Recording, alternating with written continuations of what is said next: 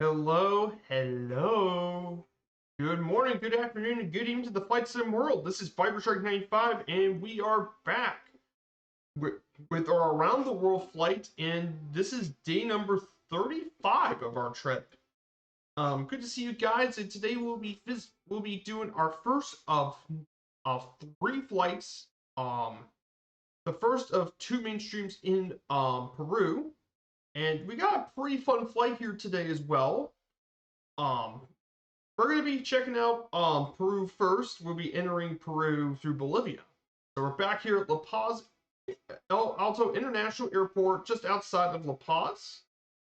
And we got a very exciting flight for you guys here today. So I hope you all are having a great week. And it's a good time for the weekend as it's Friday. So great to have you guys here. I hope you're all doing well.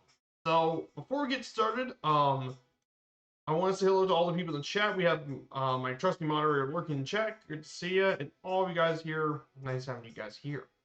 So here's today's flight plan, courtesy of Little Nav Map. So here's today's flight plan. We'll be starting first from El Alto Airport. Then from El Alto, we're going to actually head up to Lake Titicaca, which is the largest lake in South America, and is also said to be the highest navigable lake in the world. Don't know if that's true, but we'll be going through here. Then we'll make our first stop here at the city of Juliaca, and we'll land here at Sierra Papa Juliet Lima, which this airport's over 12,000 feet in altitude. Then from there, we'll head over northwest, and we'll make our way over to the historic city of Cusco. It used to be the capital of the Incan Empire back from the 13th century to 16th century. So definitely check out Cusco. And we'll land at Sierra Papa Zulu Oscar, which is Cusco's airport, though this airport is going to get replaced next year when they build Chinchero Airport. Though that airport also has a bit of controversy with it too. And then finally, for the third and final leg, we're going to go up and visit the iconic Machu Picchu. And we'll learn all about that on stream. I got the scenery downloaded and installed. And then after that, we'll head over to Ayachucho and land at Sierra Papa Hotel Oscar. We'll check out Ayachucho as well. So that is today's stream, and that should be today's 5 This should be an incredibly safe trip. And the plane I'll be taking today is the good old Beechcraft Baron. I haven't taken this out on the around the world trip. It's the Beechcraft Baron. Should be a nice flight, but should be a good plane to take for this one. I know it's going to be right at the limits of its altitude, of course. This thing in the sim does go up to 20,000 feet, so we'll be pretty good. The highest we'll go is around 18,000, so we will be right at the very top of it. But the Baron is a very interesting plane to have. It's basically a twin engine. It's a twin engine engine built since 1961. Over 6,800 plus have been built. It was basically the successor to the Travel Air. And it's been through many variations. This is the Baron 58, which is the larger, more powerful Baron we have here in the sim. But the Baron is very capable. You can go up to around 180 knots at cruise, range of about 1,000 nautical miles, and service ceiling at 19,000 feet. And this is the brand new one, the G58 Baron, which is featuring the glass cockpit of the G1000. So that is the Beechcraft Baron for you guys. Now, if you guys want to join on in, we're in the Southeast Asia server, so make sure you take, if you don't have the Baron, don't worry, this is a premium deluxe edition plane. Then feel free to take the DA62. That's a great plane for this one as well. That can also go similar altitudes to this. You can take a Cessna 414 Chancellor if you have purchased it.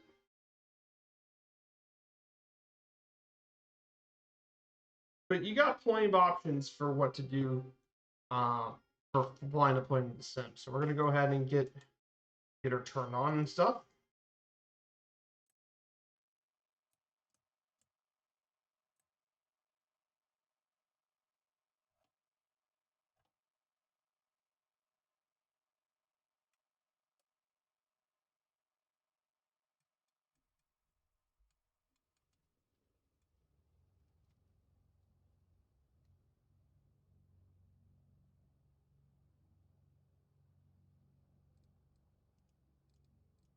Now, the first leg is going to be pretty low. We're going to cruise at 15,000 feet for the first leg of the trip. So we're going to be cruising at that. So here's the route. If you guys are interested, exclamation point route will give you the route, and here is recommended.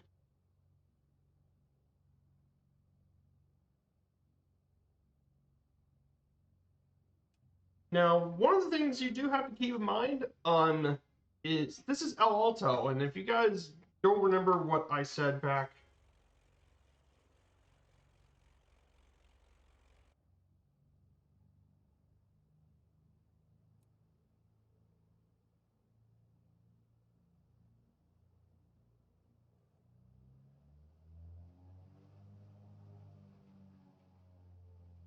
is El Alto is the highest international airport in the world, and it's one of the highest in the world. It's the highest outside of China. So if you know anything about it, I'm going to go ahead and reduce the um, mixture a little bit.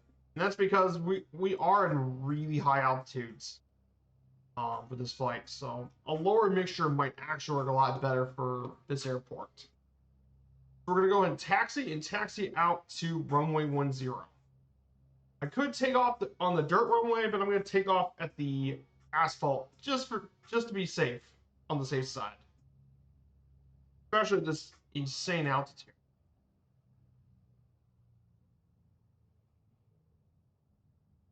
So yeah, I hope you guys enjoy your week so far.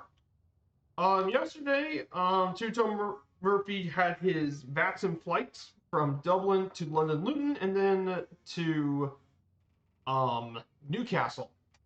Pretty exciting stuff. But there are definitely some. But there are some bit of news I do want to talk about briefly as we get taxi over to the runway.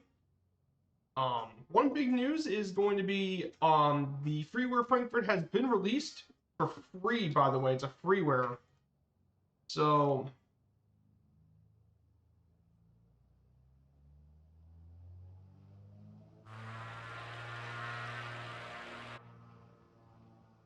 a freeware from Aviotech released their freeware Frankfurt. It looks really good. Like I said that earlier last time we covered it, but it's payware quality, and you get payware quality for free. That's really nice.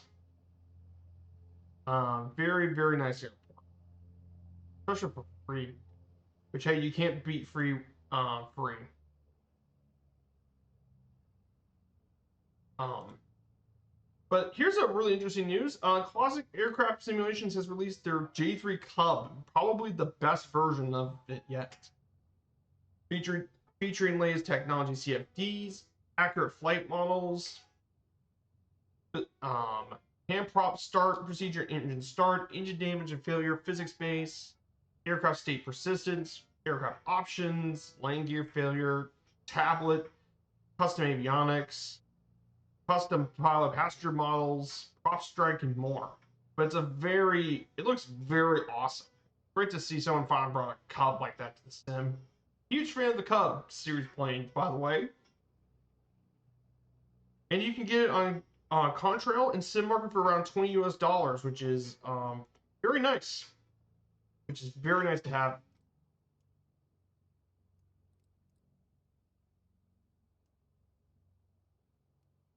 So if you guys want, I'm going to wait here in the taxi runway. I mean, look at the view from this airport, man. You got all the mountains and stuff right here. And of course, behind us is Illimani. You can see even from here the massive Illimani mountain. Um, Flying Iron is about to release their F-190, Focke-Wulf F-190, very iconic German World War II plane for MSFS, and they also previewed their B-17. Big Radials, they previewed their newest plane, the Lockheed Jetstar, which is another business jet and a very historic business jet. Looks very, very interesting as well. And Orbex announces Detroit Airport and landmarks for NSFS. They're bringing their own Detroit Metropolitan Airport, as well as landmarks for the city of Detroit. But the question is, though, Any-Built's already made their own version of it. Though the Detroit City Pack would be still very nice with custom buildings and structures, animated Detroit people, highly detailed graphic models. Like, those would be nice for the city of Detroit, but the Detroit airport, I mean, why have that when you have Any-Built as scenery?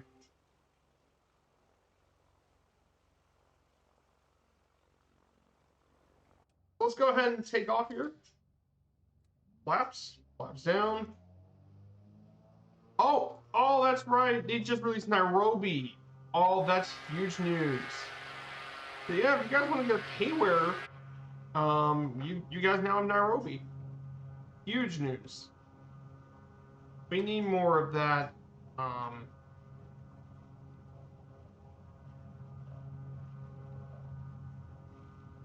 The 80 knots. We'll wait to 80 and then we can steer. And we're off. Yeah, usually this thing doesn't make too much runway, but this is El Alto.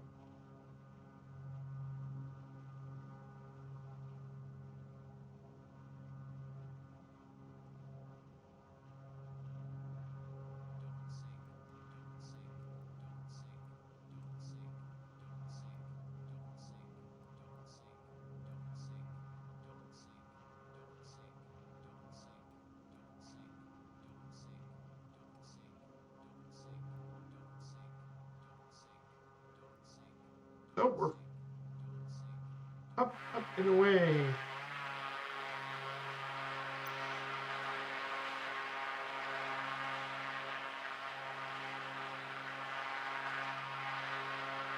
And here's the city of El Alto, which is actually one of the highest cities in the world. The highest major city in the world is here in El Alto.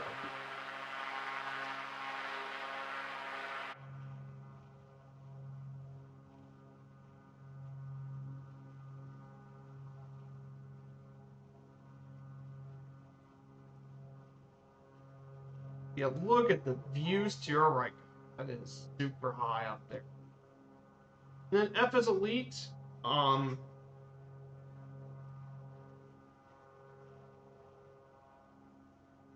Yeah, Any-Built's just released their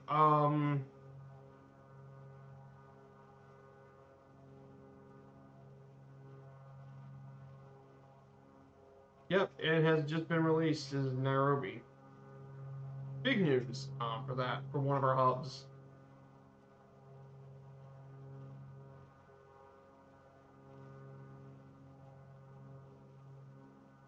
We're going to go ahead and climb all the way up to 15,000 feet. Should be a short climb.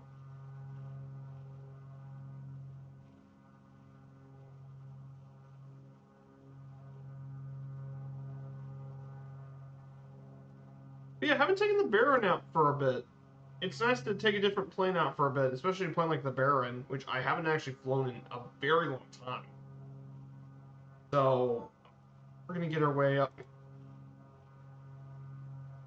But yeah, that's a bit of the news from Microsoft for now. For now, at least. So we're going to be heading to Lake Titicaca soon.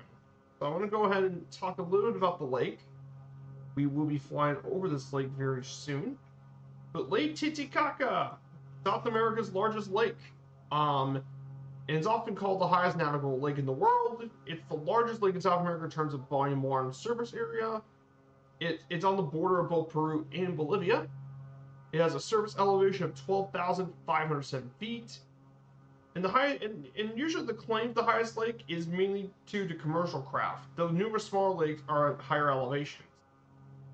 At the time, for many years, the largest lake that used to operate here is the 2,000-ton SS Atlanta. Though nowadays they often the similar size barge. But this lake is a really, really cool lake. It's actually located at the north end of the Altiplano, the Andean Plateau. High in the Andes, the western part of the lake lies within the Puno region of Peru, and the eastern side is in the La Paz department.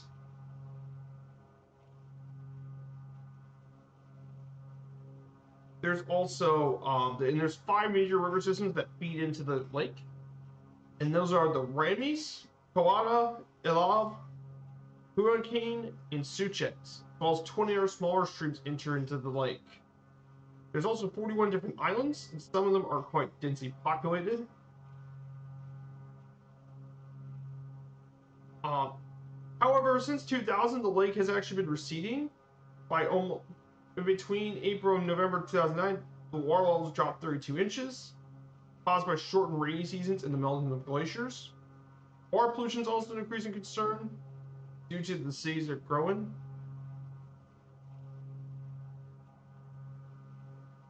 So this lake definitely is really, really cool. In terms of the name of the lake Titicaca, in Aymara, to be translated as Puma, lead, or heavy metal. And Kaka is crack or fissure, or the comb of a bird. But there have been various names over by the local tribes.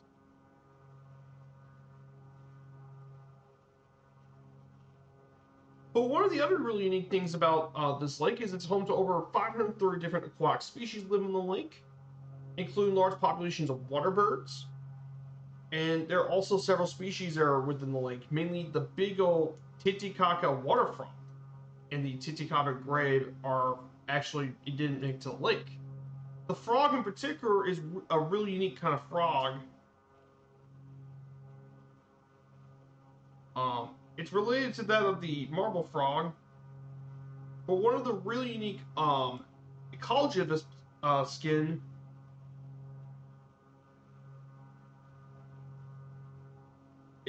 this frog actually has respiration through its skin, which absorbs oxygen, uses its skin. So oftentimes, if you ever take this thing out, it would actually be. So it breathes through its skin.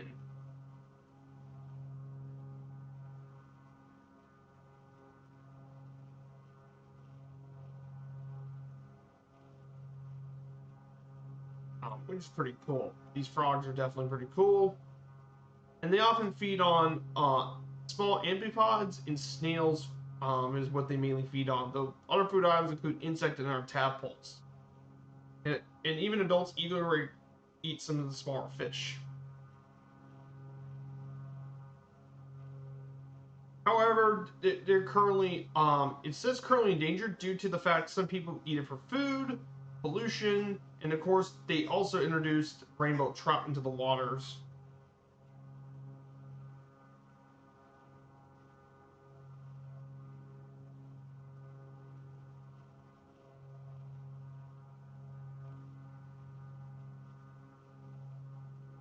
But these frogs are quite important endangered species. But outside of those frogs, there's also lots of other animals that live around the area, like the Puna ibis, the Chilean flamingo, the Indian gull, the Indian coot, and various duck species, as well as being home to 24 species of freshwater snails. So there's definitely a lot of really cool stuff. And then finally, there were also a lot of underwater excavations done in this area and recovered tons of artifacts consisting of ceramic feline incense burners, carved juvenile llamas, and well-crafted metal and shell ornaments. During the 15th and 16th centuries, it was a mythical place in a location of a pilgrimage complex for the Incas. So there was definitely a lot of really cool stuff. But it didn't really become a major thing until the 19th century, where they built like boats and stuff through the lake.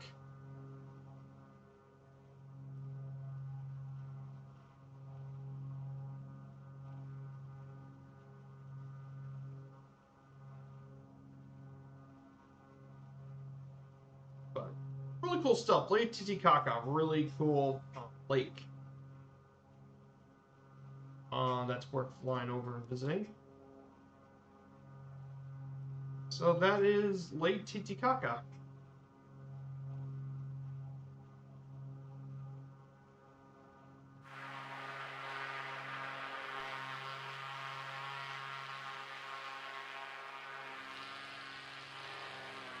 Yeah, here's the lake, guys. Lake Titicaca.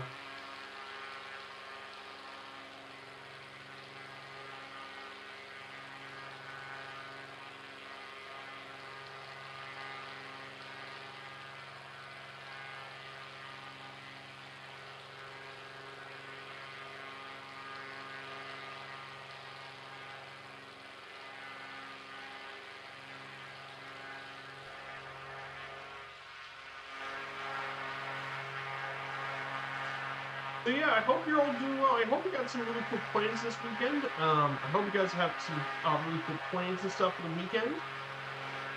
For me at least, I was currently on a due schedule before the stream, so I'll be finishing that up tonight. But hopefully, if I get enough time and stuff,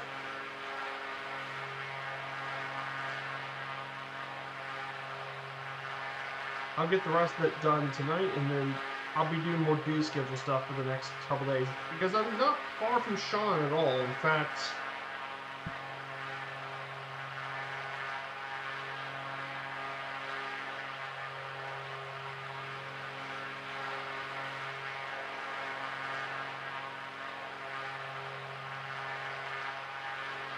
according to my XP, I'm actually only about 20,000 left, so maybe I can catch up to him in 2 days or something, catch up to Sean.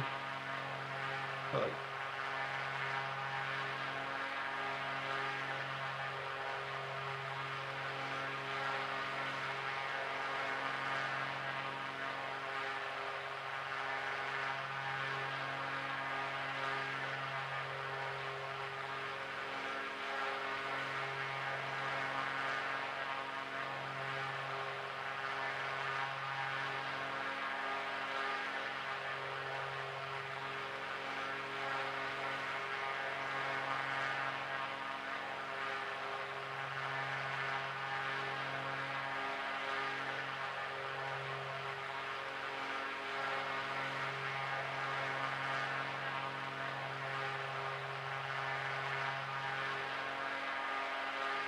it's a beautiful day here in Peru.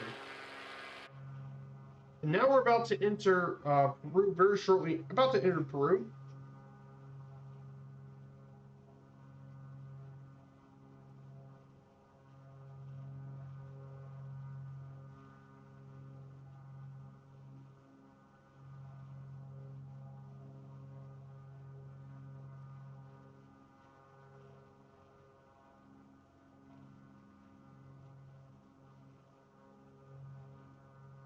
So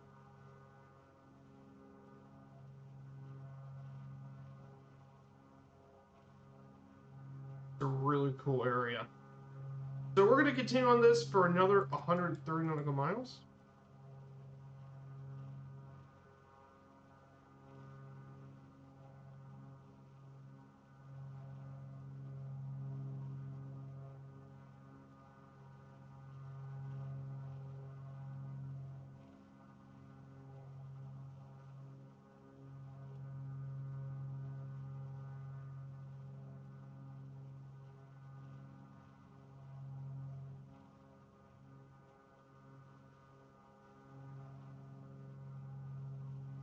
So yeah, I've been here, but I've actually flown over this area before during I flew here during my time with that Bolivia trip. I remember we doing that. We started from Sucre, ended up in Cochabamba.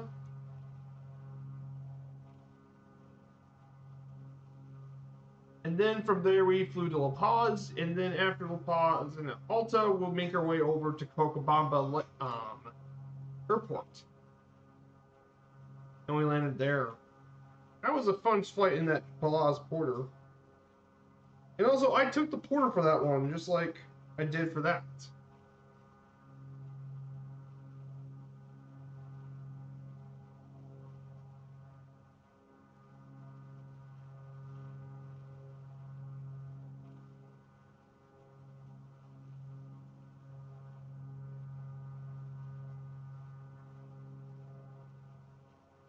So.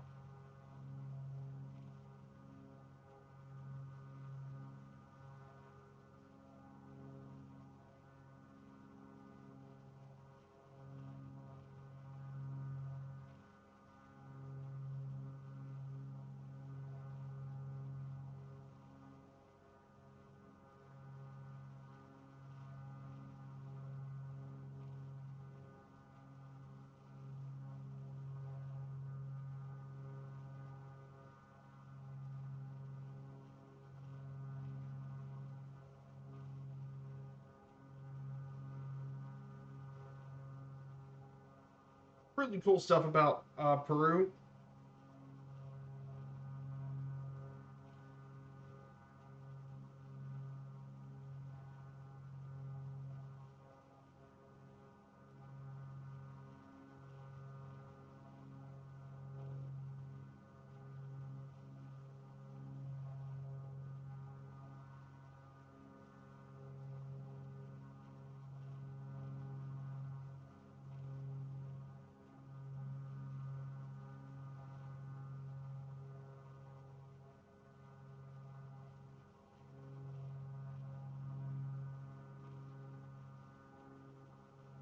So.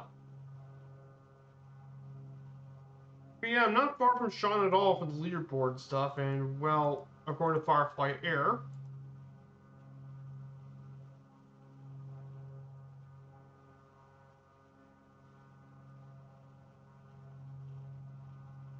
we're about 22.12 at million XP, so we're not too much farther from the 3 million XP goal we are doing as well.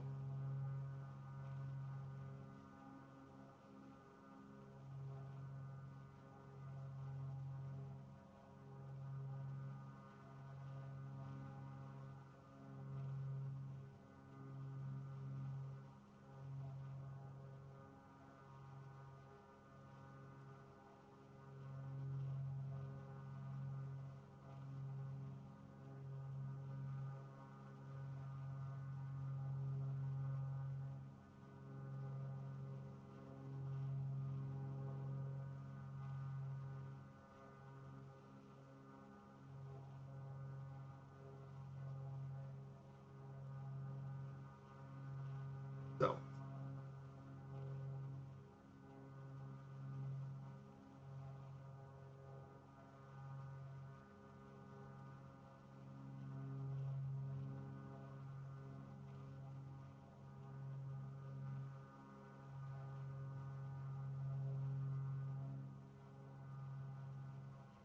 So. So we're actually going to mainly talk a little bit about Peru's history a bit as well. So my plan for how to do this fight is going to be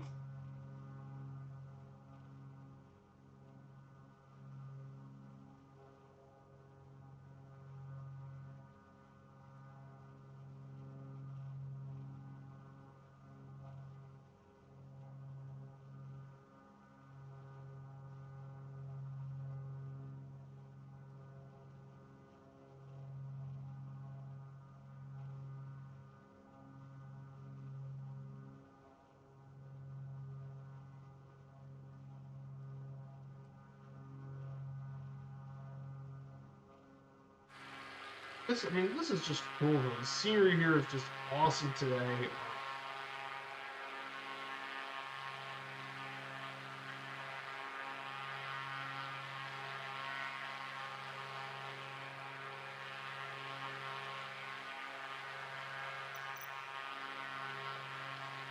There's Copacabana, which is one of the communities built into the lake.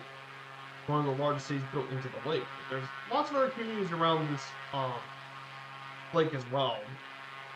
And they use it for navigation and travel.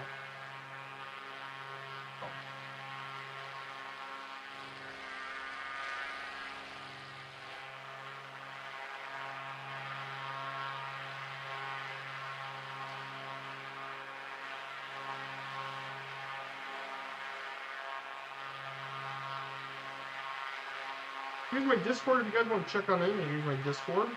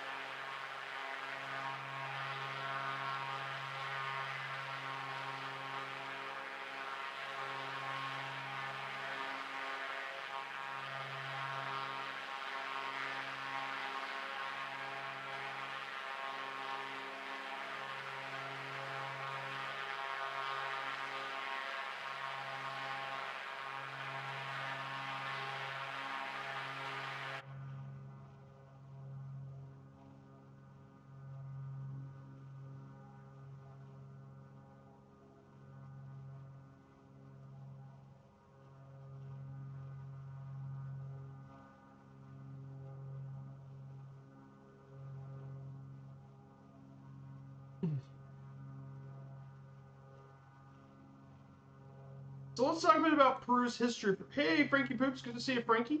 We're gonna go ahead and talk about Peru for a bit. Now, obviously, I'm gonna probably go as far as to talk about the history of Peru for a bit, and maybe a little bit about how it works. So that's what we're gonna be mainly doing. So here is Peru. Now, Peru is located in the western part of South America. Bordered by the north by Ecuador and Colombia, to the east by Brazil, southeast by Bolivia, in the south by Chile, and then the Pacific Ocean to the south and west. It is a mega diverse country with habitats ranging from the arid plains of the Pacific coast to the peaks of the Andes and the tropical Amazon basin to the east. Its population is over 32 million people, and the capital largest city is Lima. And it's the 19th largest country in the world and the third largest South America with an area of 1.28 million square kilometers or 496,000 square miles. So,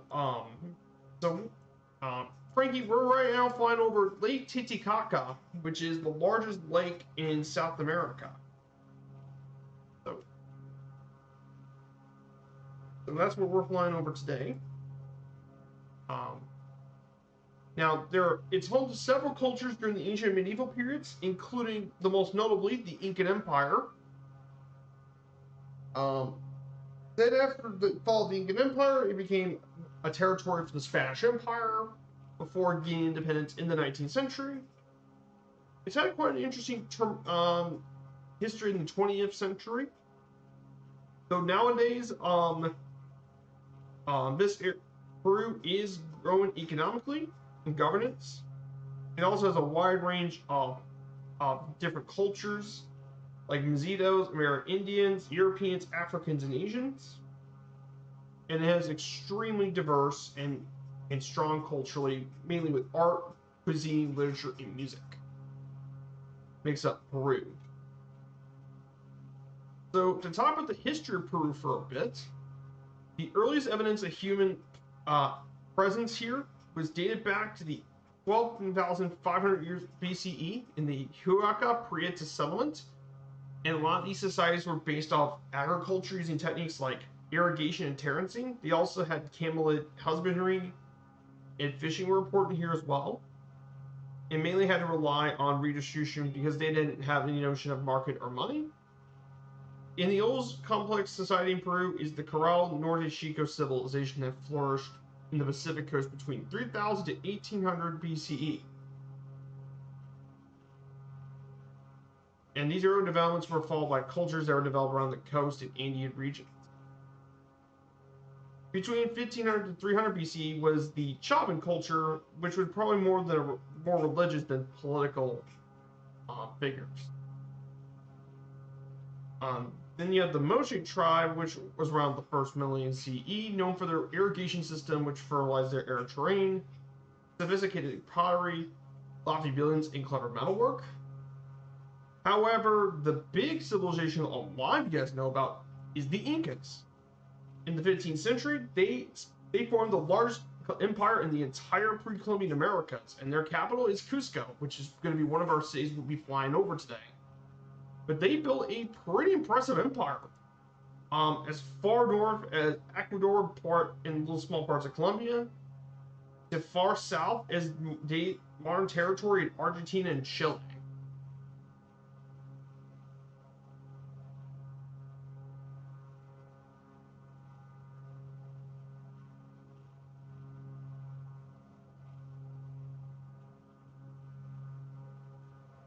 So, the Inca, by the way, hey, Cord, good to see you. Oh, just went a little rip in the community, but the rain finally came. Oh, oh dear, the rain. Yeah. Now, about the Incas, one of the really unique things about their society was so much of their technology and stuff. Surprisingly, despite not being the most advanced by European standards, they still had some really big things they've done. They did lots of measurements in calorimetrics. Mainly, a lot of their measures are based on human body parts. The Incas are also tied to a lot of astronomy, as they understood equinoxes, solstices, and the Venus cycle, as well as their faculty with numbers as well, mainly with the Hupu strings as well. And they use it to compact storage of large numbers based on base 10 digits.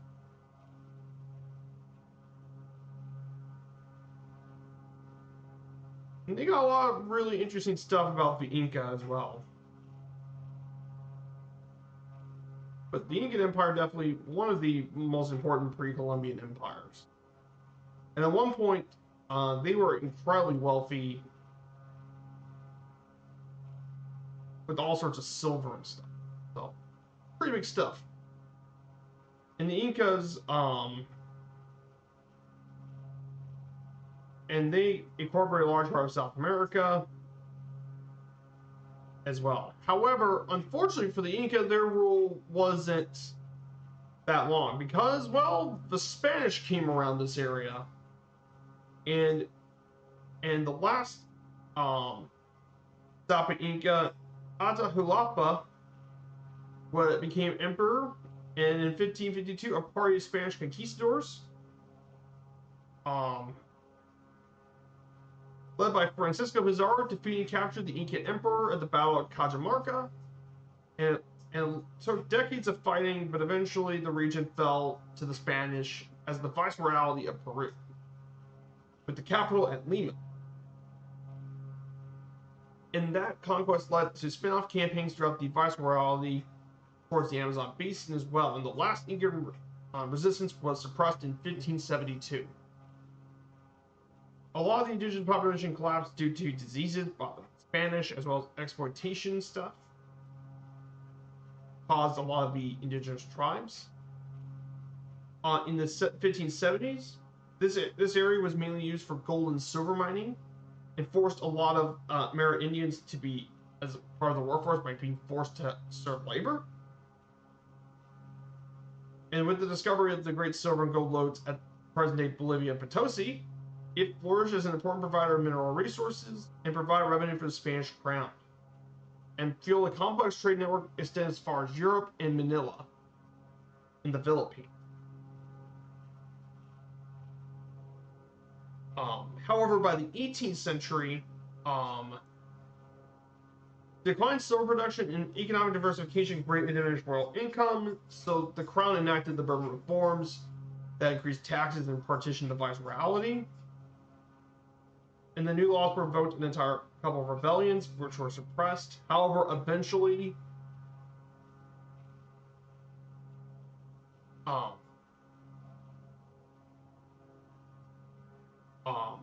the viceroyalty would dissolve as much as the Spanish Empire when challenged by national independence in the 19th century, and those helped form the modern-day countries of South America.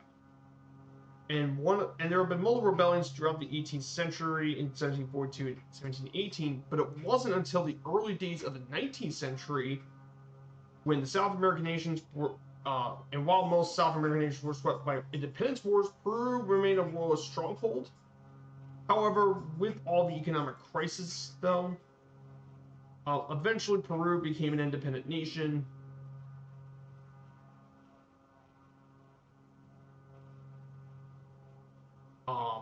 In 1725. In 1825 as well, Peru became an independent nation. In 1821, July 28th, created an independent Peru. And then the rest of Peru was unified during 1824. So it became one independent Peru. However, from the 1840s to 1860s, Peru enjoyed stability under the governance of Ramon Castilla, though that being said, they increased through revenues from the export of guano. Yes, but back then, guano and all that was actually really important.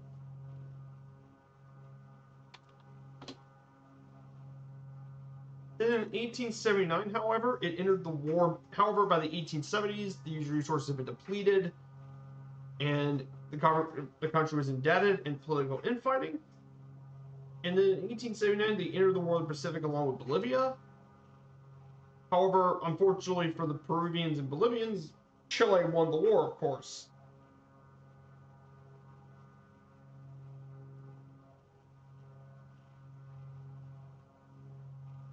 During the 20th century stuff, after the war, internal struggles were followed by political stability under the Civilista Party, and that lasted until the Great Depression and caused a lot more political turmoil.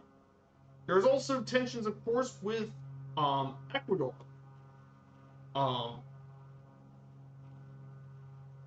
As the Rio Protocol sought to formalize the boundary between Ecuador and Peru.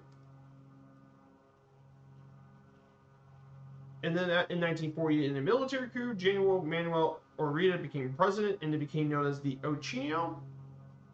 He pleased the oligarchy, though he also gained a populist course that won in favor of the poor lower classes and allowed him to do a lot of policies. However, civil rights were restricted and a lot of corruption, so they were succeeded again by Manuel Ugarte.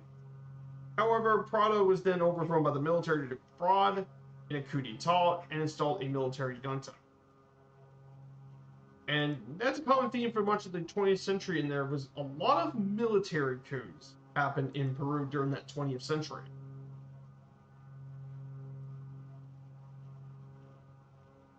And that lasted into the 1980s. Then there was another war between Peru and Ecuador, the Paquisha War, though, as well. And eventually, one of the most important leaders was elected, and one of the most important figures was Fujimori. Is Alberto Fujimori started as president in 1990, and he played a role in his many policies in Plan Verde, and he had quite an interesting legacy. He dropped a lot of inflation stuff, though it was greatly exaggerated with inequality. And he also had a lot of controversies with his government, and his policies caused a lot of stuff. He also cracked down on a lot of insurgents groups that were attacking the country in the 80s and 90s, but more by other stuff too. In the new century, Peru tried to fight a lot of corruption while sustaining economic growth. The Fujimorism still had power over Peruvian society. And then there are a couple more presidential figures, most notably in 2021, Pedro Castillo, and also celebrated the bicentenary of its independence. And finally, there was a Peruvian protest throughout 2022 and 2023, and a new constitution. Though as of right now, there has been a lot of violence over that. So that wraps up Peru's history. So as you can see here, Peru's actually got quite a bit of a turbulent. The 20th century proved to be a really turbulent history for Peru, just like many other nations in South America. The 20th century's always been a turbulent history. You can actually thank the U.S. government for that, as the Americans were scared of the Soviets during the Cold War.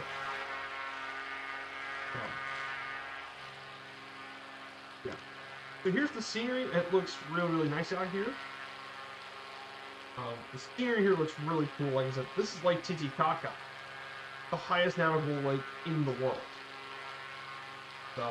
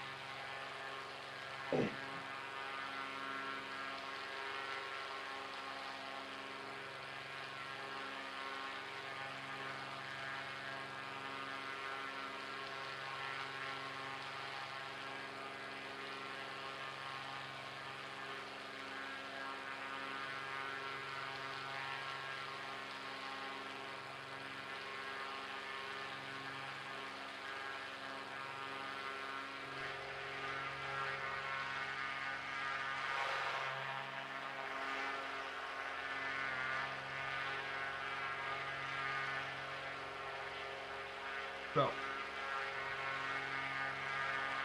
yeah, beautiful scenery right here today. That's why I took the Baron out today. I thought that would be a pretty good plane. Plus, it's a really scenic little aircraft for her.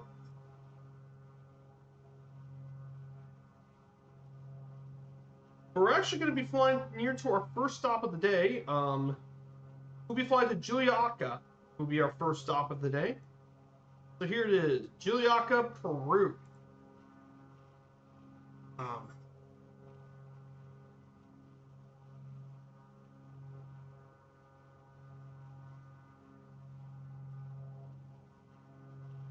Juliaca is the capital of the San Ramon province in the Puno region of Peru. It's the region's largest city with over 276,000 people. It is actually 12,549 feet above sea level. It's just 45 kilometers northwest of Lake Titicaca. It also hosts its own festival every year between February and March, as participants dressed in colorful costumes gather in the streets to dance in the style of the Callao Plateau. The city is actually known as the Windy City due to the city's location on the Windy Plateau. Also called the Sock City or Knitting City because of its major center for sock, sweater, and handicraft production. At the time. But it's got a pretty cool history, and there's actually some really cool stuff around here. For one, temperatures year-round are actually pretty temperate for the most part. Summers are like 63 years, like 64, 65 all year round is in the 60s. 50s and 60s year round. Not bad. The winters, by the way, can get very cold here. But definitely a pretty interesting area. And the city's got a few landmarks. Santa Catalina Church, located in the Plaza de Armas, the main plaza. It has an indigenous Baroque style dating back to 1645. However, it wasn't completed until 125 years later. Then you have Juan Marquis Hill, located in the southeast of the plaza. On top of the hill, Huaynaruki. The White Christ is made in concrete and stands out on the horizon. In the La Calcentras Galley, which is a shopping center for handicrafts, where you can find clothing made of native materials like llama, alpaca, and vicuña wool. So you can find that here in the city. These are like the three main landmarks, but there's still more. And finally, we have Inca Manco Capac International Airport. This extremely high elevation airport serves the city of Juliaca. It's run by the CORPAC, government entities that sees a lot of Peruvian airports. Even though it's classified as an international airport, it features no international scheduled flights and features one of the longest runways in Latin America. And it has the longest runway of any airport in Peru, which is over 13,700, nearly 13,800 feet of runway space. And the elevation of this airport is 12,552 feet above sea level, which is crazy.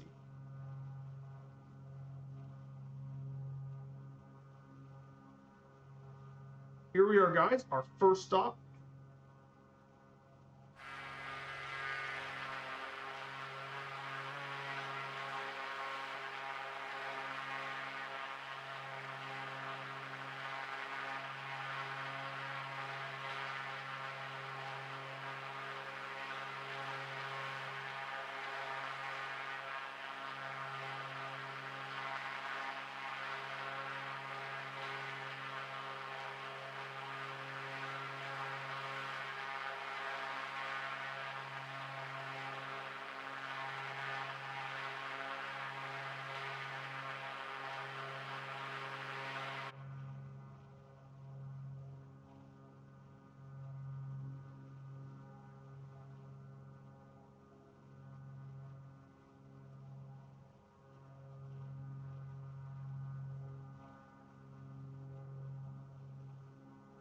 So the next leg of this flight is going to be 18,000 feet. So we're right at the top of the altitude for this plane. It's going to be the next leg.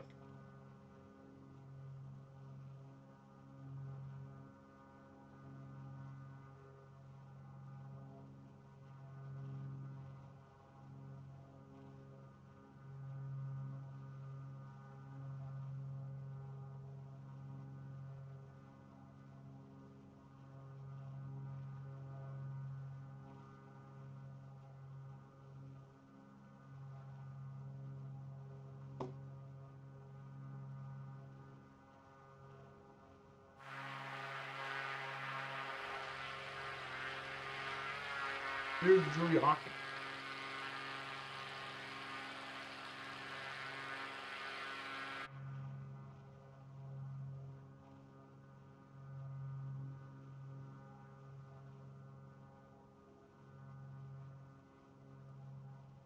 And there's the airport.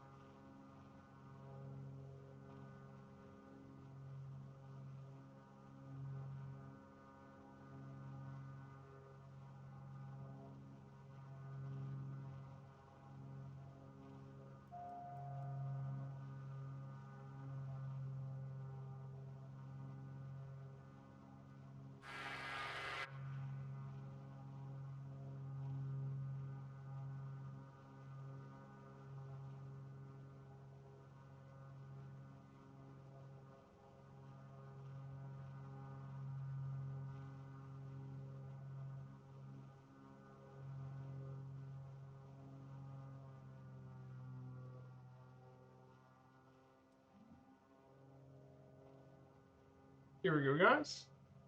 First stop of the day. Yes, we got 3 legs today. For this stream, we got 3 flags. But, I mean, we have to do 3 legs since we had to go to Machu Picchu and stuff.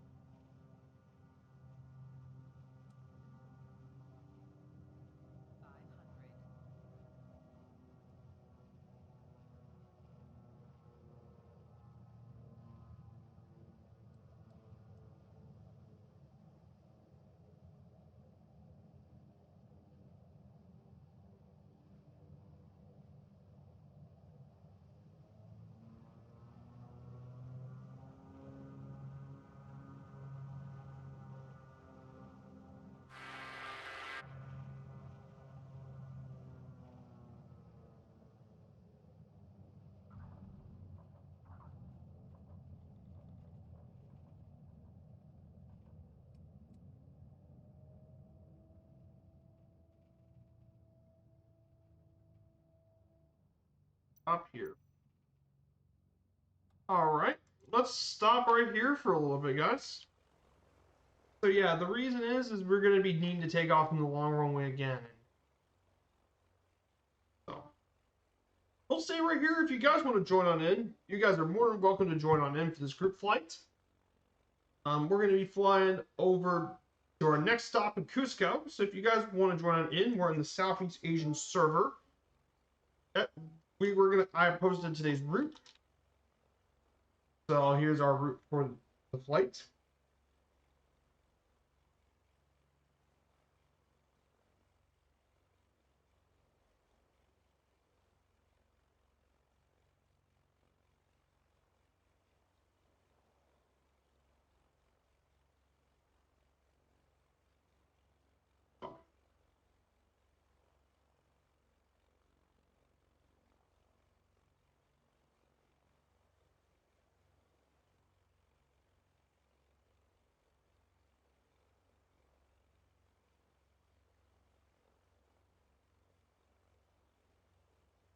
Hey, good to see you, Red Baron. Welcome on in. We're just stopped here for just a little bit.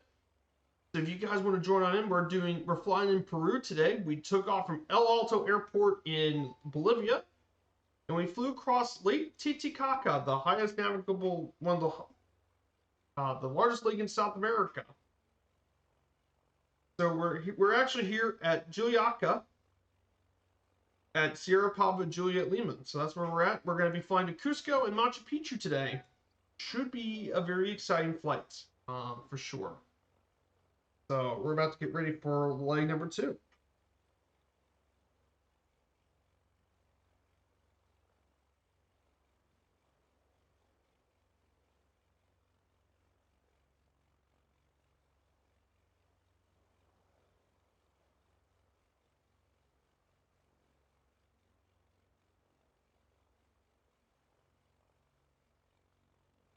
So we're going to go ahead and prepare for leg number 2.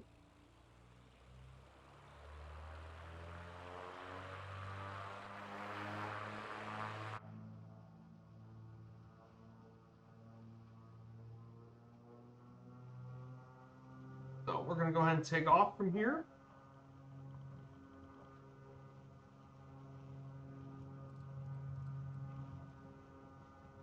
Yeah, since we're over 12,000 feet altitude taking off, we're going to have a lot longer takeoff roll than at your normal airport.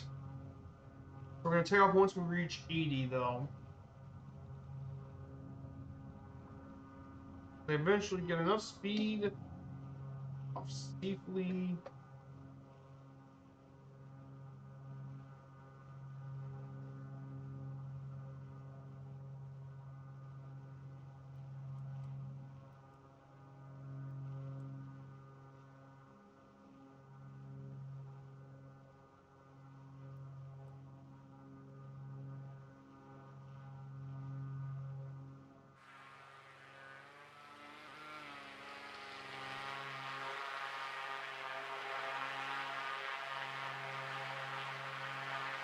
Oh, nice for the East Coast competition. That's awesome, my dude. Good luck.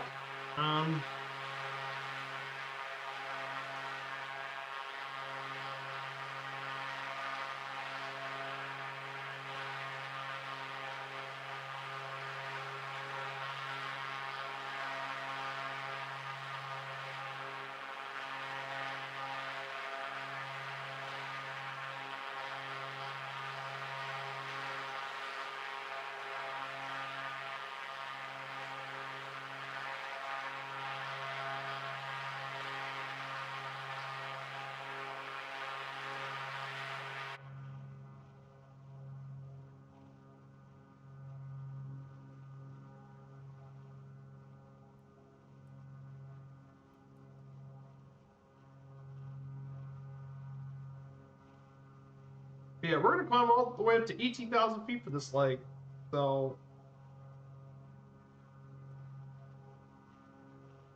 but yeah, FS Expo is not too far away from FS Expo. That'll be next week when Expo finally happens.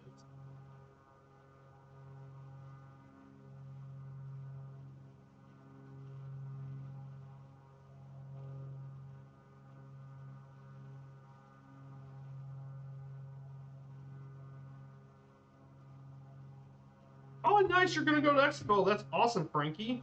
Unfortunately, I can't attend Expo this year, sadly. It's just for me, the cost and the flight time and stuff is probably what's gonna keep me from going to Expo. Maybe next year I might go to Expo. Next year, if it's, I hope that maybe Expo is a bit closer to where I live, like Detroit or Cincinnati. Detroit, Cincinnati, Cleveland wouldn't be too bad. I mean, Chicago wouldn't be too bad either, or Nashville. Just pick one that's closer to where I live, though. Because I live around Louisville. I don't think FS Expo is ever going to go to Louisville, Kentucky. So.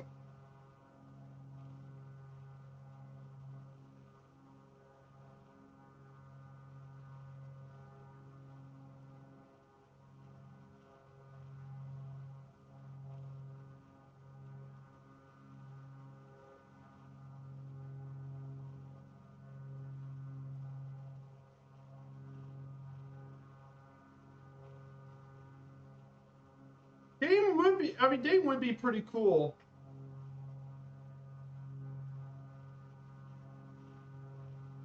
Yes, Yes, I mean, me, SDWs around here, there's quite a few people. You'd be surprised how much people are around the Louisville area, around where I live, like Indiana, Louisville, Indiana, Kentucky. Be surprised. But yeah, Dayton would be pretty cool. I wouldn't mind Dayton. I mean, of course, they got the amazing Air Force Museum there, the Wright Pat. The Air Force Museum is awesome. They got an amazing Air Force Museum there. But I mean, Dayton's got other cool stuff besides the museum as well. They got, for one, they got the University of Dayton. There you can watch their basketball program. Dayton's got a really, really good basketball program there as well. They got their minor league baseball team, the Dayton Dragons. That's a pretty hot ticket in town for sports. And then not far from this area is obviously Cincinnati. I mean, there's plenty to do in the Cincinnati area. I mean, you got the Newport Aquarium in the other side of Kentucky. You got the Underground Railroad Freedom Center. You got some pretty cool museums and stuff as well. So lots of pretty interesting stuff around Cincinnati. And of course, you're also not far from Columbus either, which is really cool as well in Columbus. They got a science center. They also got the Ohio State University as well. So you got plenty of things to do around that area. Hey, good to see you, Dougal. Nice. Oh, nice. Malone to Gatwick again. You're doing that flight again, Dougal. Good to see you. We're actually here in Peru, Dougal. We're flying. We took off from La Paz earlier. We went through Lake Titicaca, and now we're heading up to Cusco, which is our next stop. We're climbing 18,000 feet to Cusco, so that'll be our next stop. We're also going to be visiting Machu Picchu as well, which is going to be, yeah, Peru and Bolivia both look really good in the sim. I mean, Peru, Bolivia, and Chile have all looked really great in the sim. I mean, the last couple of weeks of flying have been fantastic in the sim. On stream, when I did this trip, they looked fantastic. I mean, Chile looked amazing, Bolivia looked really good, and now Peru is next too.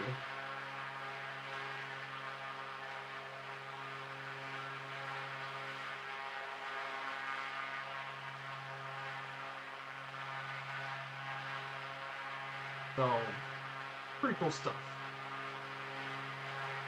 Yeah, that's what it looks like right now. It sure does. So I think about the plan. So on Sunday, we will return back on Sunday. We'll be doing our flight on Sunday. We'll be going to Lima, which is the capital, largest city in Peru. Then we'll check out Huaraz at Sierra Pablo Hotel Zulu. We'll be checking out Huascan Park. We'll check out the big old Huascan mountain. And then from there, we'll go over to Trujillo, which is Sierra Papa Romeo uniform. And we'll visit the city and land around that area. And now prepare for Sunday's trip. And that will prepare for next Friday's trip over to Ecuador. The first of two streams in Ecuador. So we're getting nearly done with South America. I only say in about a couple of weeks when we completed South America. And we completed our first full continent we have completed in this journey, South America. Which is, I wanted to complete South America first. Since that will be our first full continent we completed in our journey. But I mean, we still got a long way to go for this journey to be completed. Next, we'll have to fly over to Central America. We'll have to complete the rest of North America. We'll have to complete Panama, Costa Rica, Nicaragua, Honduras, El Salvador, Guatemala, Belize, Mexico, the Western United States. Then visiting Arizona, Nevada, California, Oregon, Washington, then visit the western part of Canada. So we'll be checking out a bit about British Columbia, go to Alaska, and then finally get to Asia. So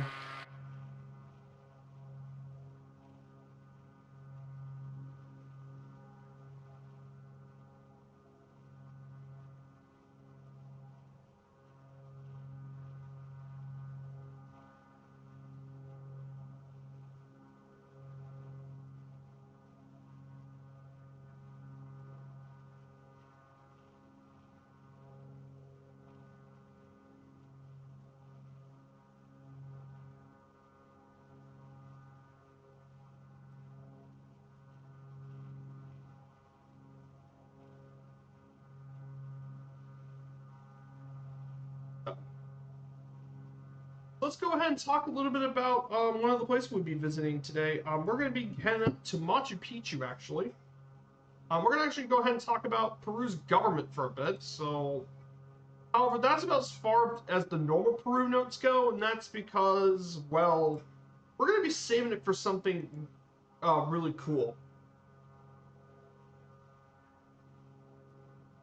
So the government of Peru is a unitary presidential semi-republic with a multi-party system. It's maintained a liberal democratic system under its 1993 constitution.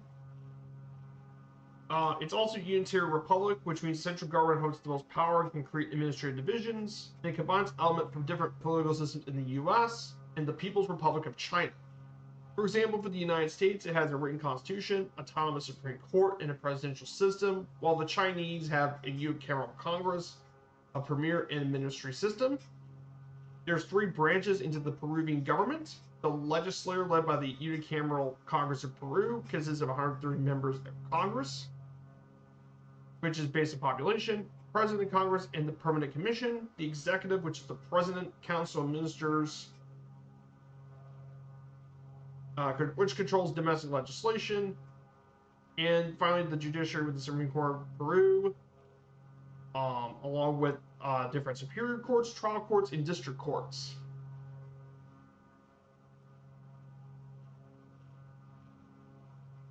So that's how Peru's government is set up. So that's actually how far I'm willing to go with Peru notes. And the reason is actually because I'm going to cover most of those notes within the next 2 streams of Peru. It's going to be one of 3 streams in Peru, so I'm going to go ahead and cover that other part a little bit later on.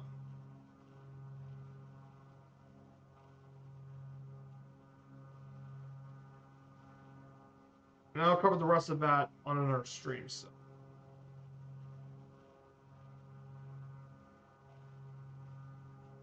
So yeah, guys, I wanted to ask, I hope you're all doing well. All the new people in chat, if you guys don't know, I'm Viperstrike 95. I've been doing flight sim stuff since 2020, since the sim released in August 2020.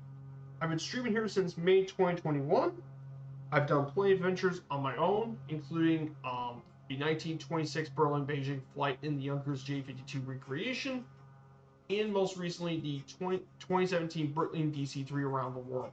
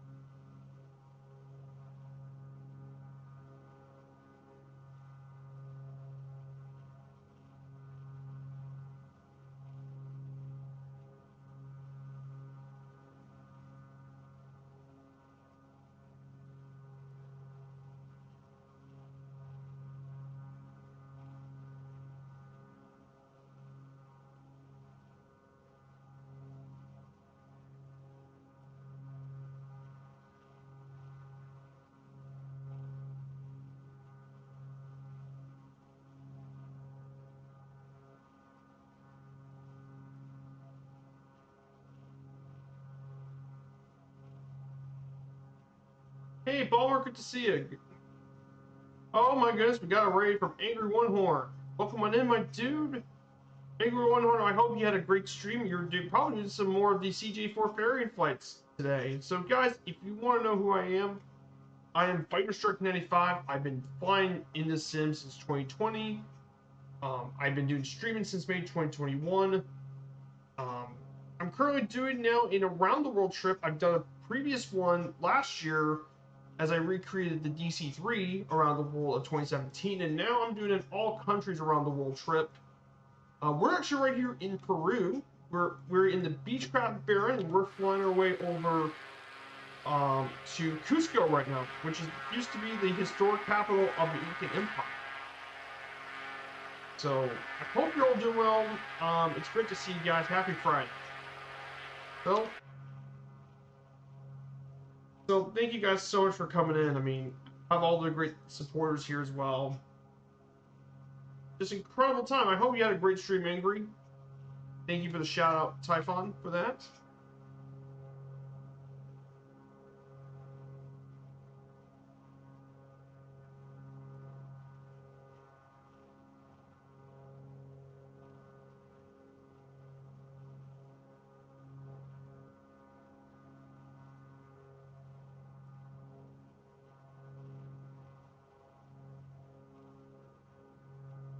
Oh, nice.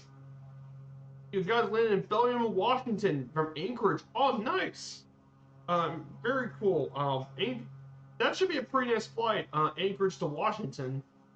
Get to fly over much of Southeast Alaska and stuff. Quite nice.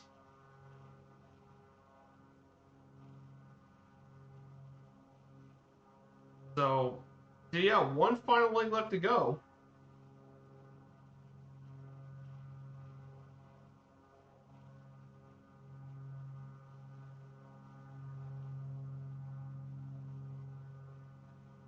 So nice to hear.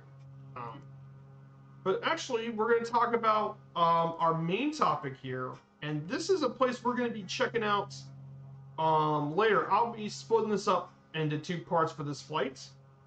We'll do one between here and Cusco, and then the other part of it as we fly to Machu Picchu itself.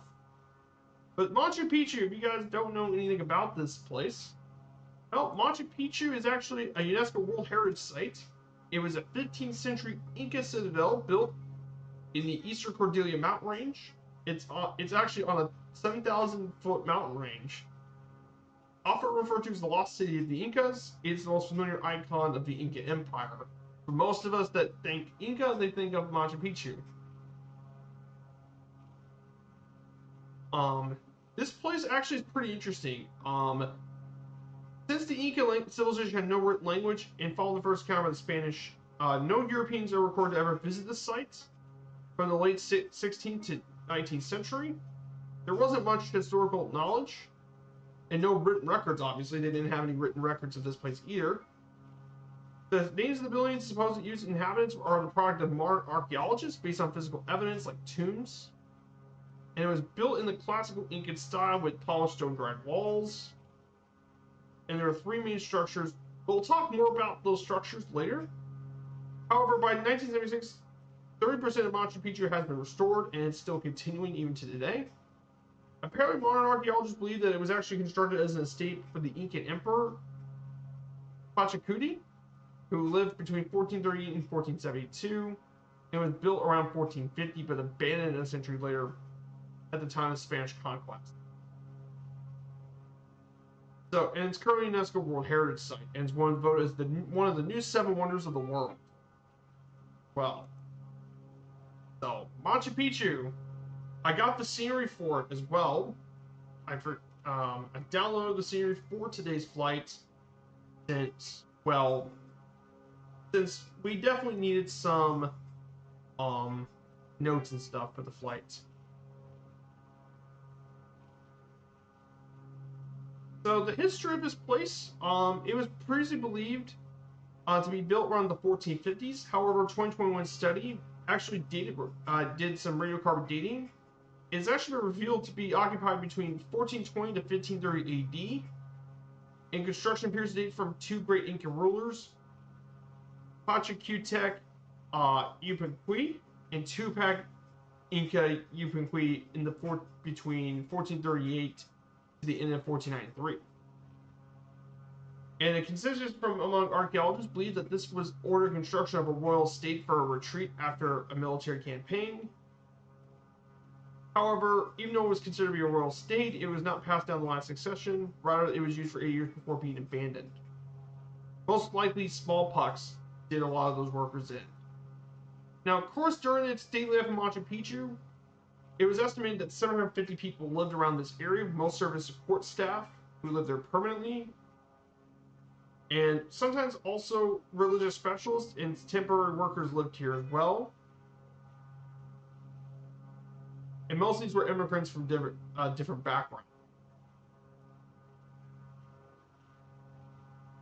So animals were also there as well, and mainly they were used as well. And of course, there was even agricultural stuff here too, mainly by all the terraces that formed on the mountains.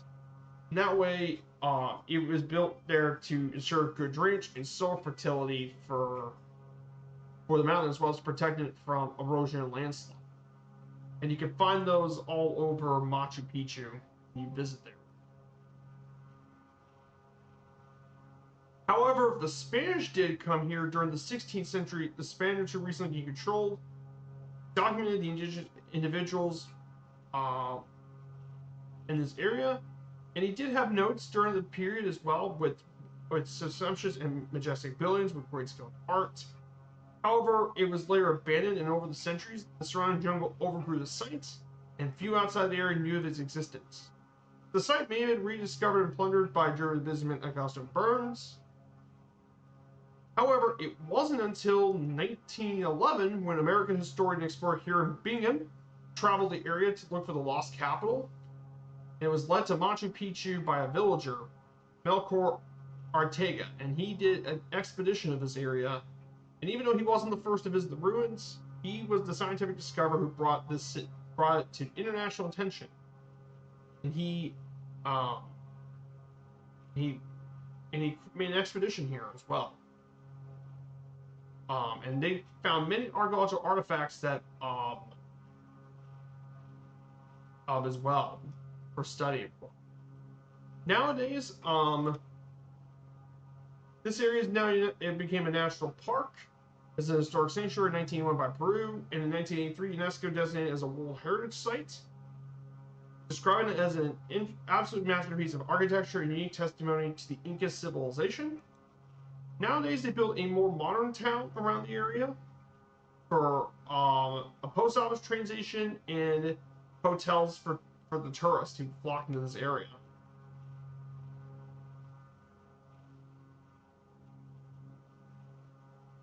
And it's often quite busy with tourists. In fact, in 2017, 1.4 million people visited Machu Picchu. So that is the history of Machu Picchu. We will cover, again, more of it a little bit later when we fly over to Machu Picchu a little later on. But yeah, Machu Picchu, really historic place. And the reason I made a lot of notes for that is because, well, this was one of the big UNESCO World Heritage Sites and one of the wonders of the world.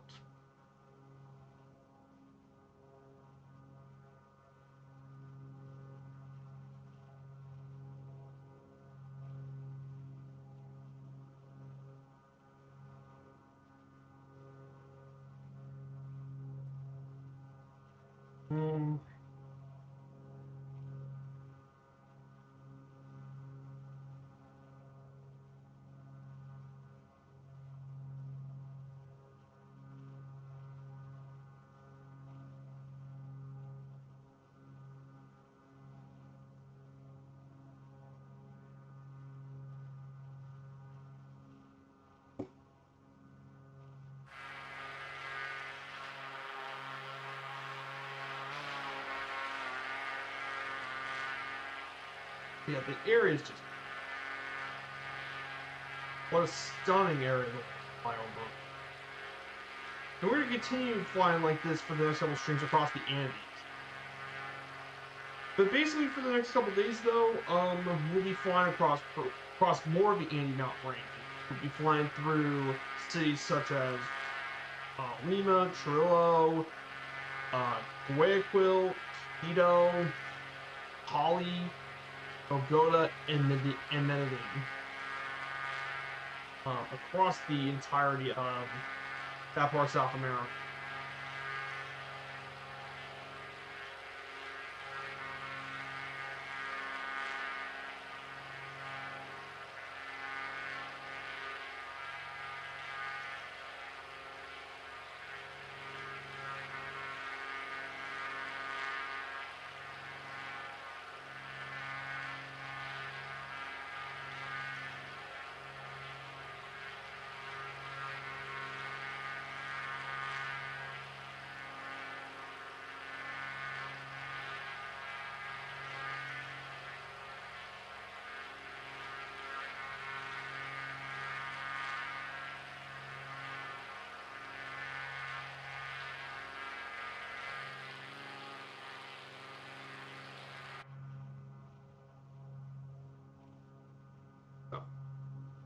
Absolutely breathtaking scenery today. This is incredible flying.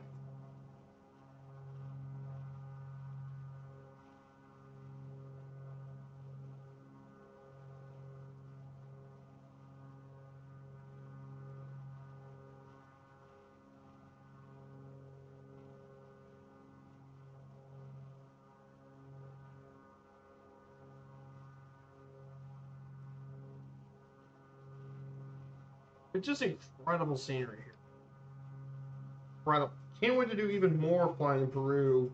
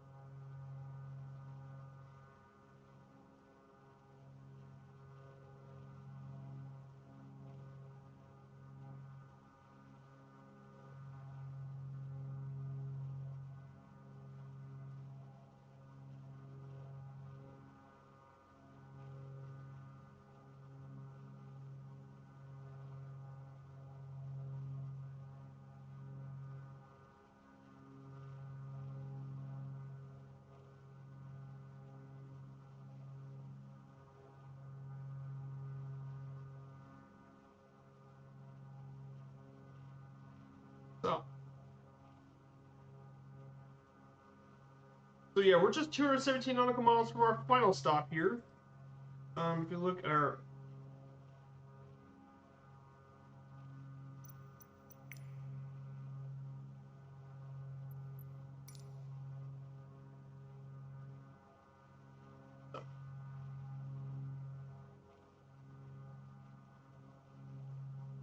So we got one more stop left to go after this. We're gonna go to Ayachucho. We're gonna visit Machu Picchu. We're gonna visit the rest of the structure. So yeah, I hope you guys are enjoying the stream. If you guys are liking this content and you want to support the channel, smash that follow button and support the channel. We stream here 3 days a week. Wednesdays are our virtual airline stream. I'm part of Firefly Air, and we do some virtual airline ops. Um, on Wednesday, we actually did a flight from our virtual airlines Japan hub at Nagoya, and we went to Tokyo Haneda. It was very nice flying. Into downtown Tokyo. We actually did an approach through downtown Tokyo. It was just super cool to see all of this area as well. Maybe next Wednesday, when we get there, I probably may want to do something with Zurich next Wednesday. Probably Zurich to Venice. Either Zurich Venice or Zurich, or maybe Zurich to Salzburg. Salzburg would be pretty cool. Or maybe even to a lesser known area like Ljubljana. But do a little more of the shuttle stuff, which I really do enjoy doing these shuttles.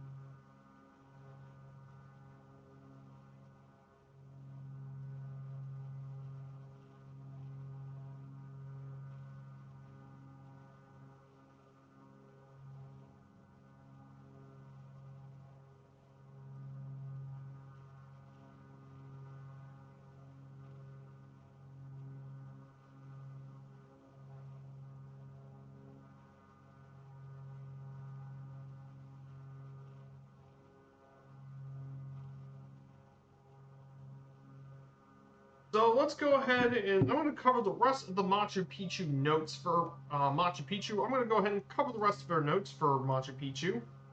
That way we know all about it when we get to Machu Picchu. It has been the geography of the citadel. So, geography-wise, it's actually 15 miles northwest of Cusco, and the mountain, Machu Picchu Mountain, which is about 7,900 feet above sea level. However, it's a full 3,000 feet less than the city of Cusco itself. As a result, its climate is much milder than the Incan capital. It has wet, humid summers and dry, frosty winters. So, for example, during the summer, you can get during the summer times it'll be around 73 degrees, and minimum being around like 50 degrees Fahrenheit. But yeah, it gets quite lots of participation during the wet on the summer months. It gets quite wet. It sits in the south between two different mountains, so you have a commanding view down the valleys.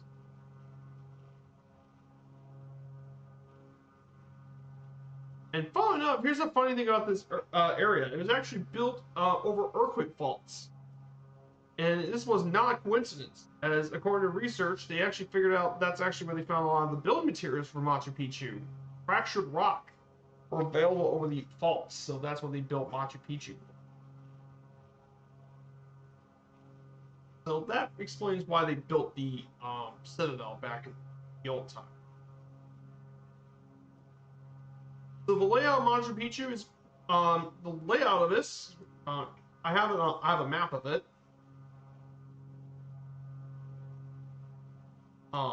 But the site is actually divided between an urban and agricultural sector and into an upper town, lower town. So up in the northern town, you can actually find a lot of the temples and stuff are in the northern part of it. Is the northern part is the towns. In the lower town, you can find all the warehouses and stuff are in the lower parts, like industrial zone, factory houses and stuff is in the lower zone. And then beyond the gate is more of the agriculture area to the left side. You can find terraces, agricultural stuff, a cemetery, guard stuff, and terraces. And then the right is like the city area. And it's adapted to the mountains as well. They build it adapt to the mountains terrain. In the first zone, you can find the archaeological treasures, which is the Inti-Huatana. The Temple of the Sun, the Temple of Three Windows, is located in the first zone, which is up there in the top area, as you can find the temples and stuff on the top zone. Then you have the residential district, which is where lower class people lived. It includes storage buildings and simple houses. Then there's a royalty area for the nobility located over the slope. A lot of it's characterized by reddish walls, trapezoid-shaped rooms. There's also a guardhouse, which leads into the terrace of the ceremonial rock. And people have made laser scans of the entire site and used for research purposes. But that's kind of how the Machu Picchu is kind of laid out. So, and then of course there are three major pieces of interest here in Machu Picchu, and there are three particular sites of interest in the Citadel complex for most people. First is the Temple of the Sun, which was very similar to other temples in Cusco and Pisac, which basically is a parabolic enclosure wall. The temple is a 1.2 by 2.7 meter rock platform, which is there's also a serpent's door facing 340 degrees, opening to 16 different pools, offer a view of Huayna Picchu. And these Temple of the Suns is used for religious purposes by the Incans.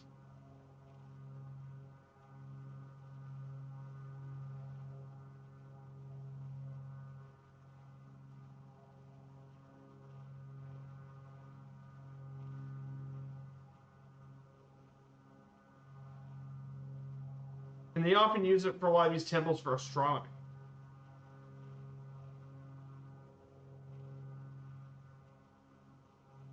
So they often use that for there. Then you have the Itihuata stone, which is one of the many ritual stones in the continent, and they're actually arranged to point directly at the sun during winter solstice.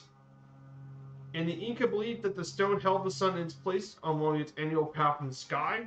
It's situated south. At midday, October 11th and January 30th, the sun is almost situated above the pillar, casting a shadow, as well as the longest shadow between June 21st and December 21st on different sides. And then finally, we have the Inti Mache in the Royal Feast of the Sun. This is a special cave used to observe the Royal Feast of the Sun and celebrated during the Inca month, Huapak Rami, which is begin earlier in the month and conclude on December solstice. On this day, noble boys were initiated to manhood by an ear-piercing ritual as they stood inside the cave and watched the sunrise. And it's considered to be the most architecturally sound structure in Machu Picchu. So, pretty cool stuff about Machu Picchu. So, that concludes the notes about Machu Picchu. But yeah, this stuff was really important to learn about during the stream and stuff. But I found it'd be good to cover Machu Picchu and learn all about the structure.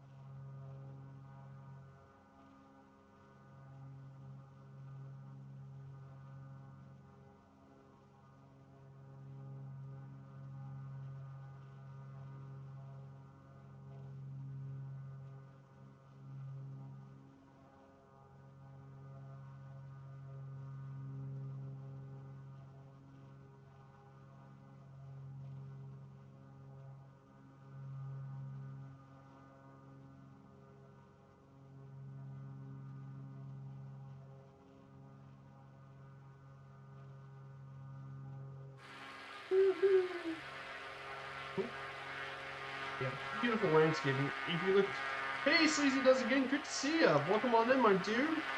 We're doing some flying over Peru today. We're actually heading to Cusco. We're not far off the classic capital city of the Incan Empire. So I hope you're doing well, my dude. Happy Friday to you. Can't wait for the weekend. So let's go ahead and talk a bit about the city of Cusco. If you guys want to know it, it's actually one of the most historic cities in the entire country. Located in southeast Peru, it's near the Sacred Valley. It's the capital of its own province department, and it's the seventh most populous city in Peru at around 428,000 people. And its elevation is around 11,200 feet. But of course, most people know Cusco as the capital of the Incan Empire from the 13th century to the 16th century Spanish conquest. The city itself is a UNESCO World Heritage Site in 1983 and has become a major tourist destination, hosting 2 million visitors a year, providing passage to many numerous Incan ruins, including Machu Picchu and others. Cusco's got a very rich history, dating back to the Incan period. Apparently, according to research, many believe that the city was actually planted as an effigy in the shape of a puma, which is one of the sacred animals here in Peru. And how it was built was quite undetermined. There were two different sectors of the city, and each local leader was required to build a house in the city and live part of the year in Cusco. However, during the time of the Spanish period, the Spanish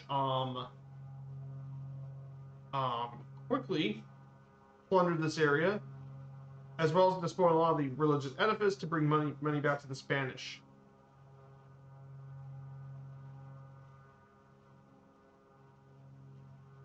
But in the present days, it started to rebuild and stuff.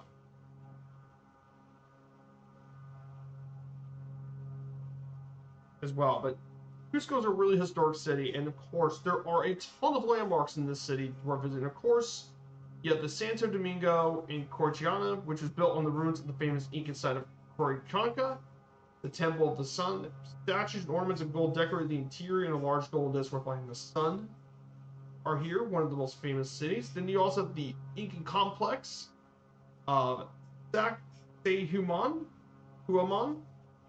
is the most significant ruin in the city, and is close enough that you can actually walk there from the center of the city, and it's thought to have both military and religious significance. And finally, the Plaza de Armas, the main plaza in the heart of Cusco, since the time of the Incas, where it was called Hua Quepada as well. So that is Cusco for you. And finally, the last airport is Alejandro. The airport is Alejandro Velasco Estet International Airport, or Sierra Papa Zulu Oscar. It's located in the heart of Cusco in southeast Peru. It features very domestic flights and some international. The runway is paved. However, it operates at limited capacity due to the precarious location. However, despite it, though, it is Peru's second most important air terminal after Lima, over 3 million passengers in 2023. And this airport has been around since 1964. However, this airport's going to be soon be out of service, however, and that's because, well, they're building a brand new airport, Chinchero International Airport, which is going to replace it, opening next year. It's been planned since 2001. However, it's going to be open in 2025. However, this airport also has some controversy because of the cultural impact and bringing a lot of tourists that would harm Machu Picchu, as well as its function because the insane altitude of the airport. It's 12,000 feet. It's even higher altitude than the one in Cusco. So as a result, according to the Ministry of Transport, that you can't do transoceanic flights to Cusco, and it may not even able to operate at all. So who knows about that airport's future? So that's going to be Cusco for you guys.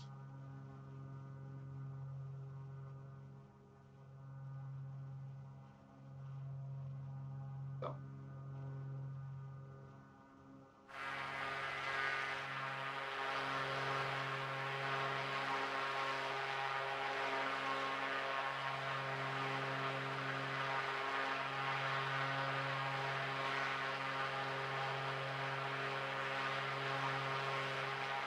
Absolutely incredible flying. Yeah, I mean, Peru, Bolivia, Chile have all been amazing so far. Just stunning flying.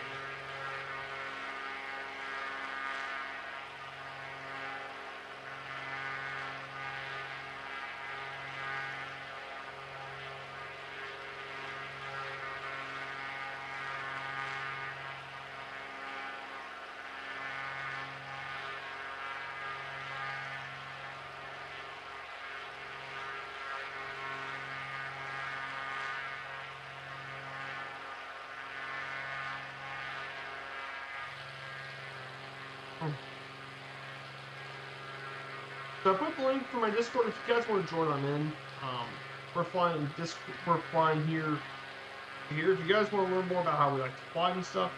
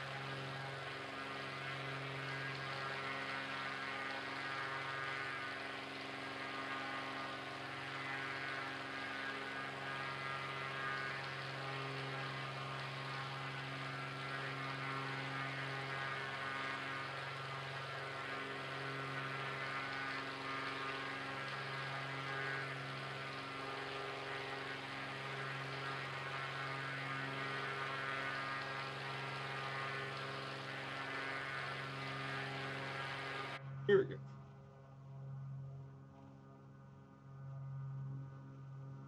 So we're actually going to go ahead and we're actually going to go fly around the city of Cusco. So it should be a nice flight.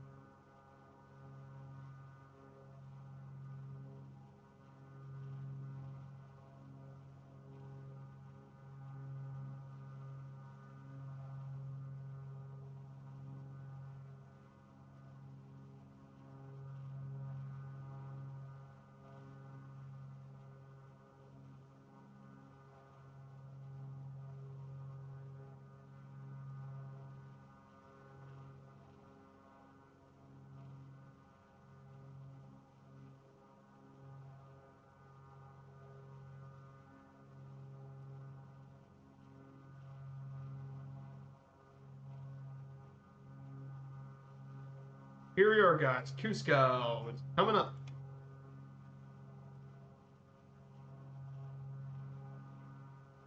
So we're actually just going to go ahead and fly to the heart of the town. The historic city center. We'll check out this area. And then we'll make our lane here at runway 010. We're going to go back and land at runway 28.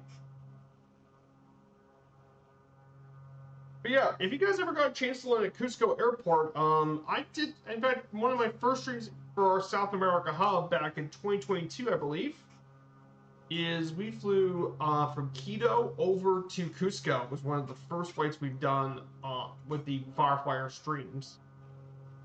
And we had a really nice RNAV approach into Quito. That was a super cool approach. Very tricky one, obviously, but it was a fun approach.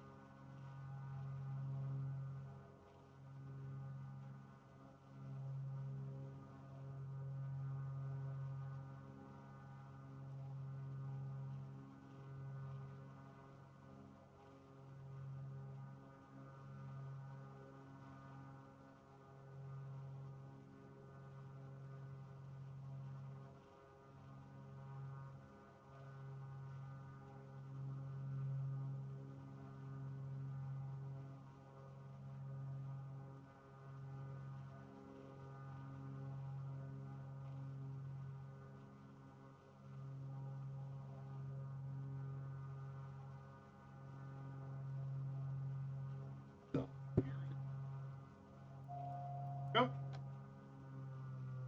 There's Cusco down below us.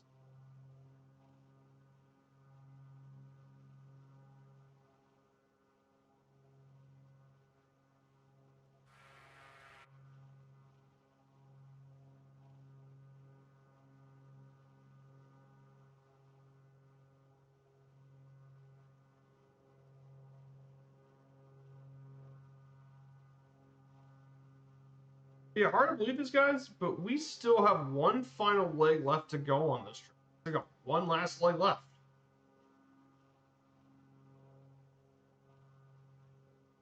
Which is going to be Machu Picchu, and that's going to be our second to last leg.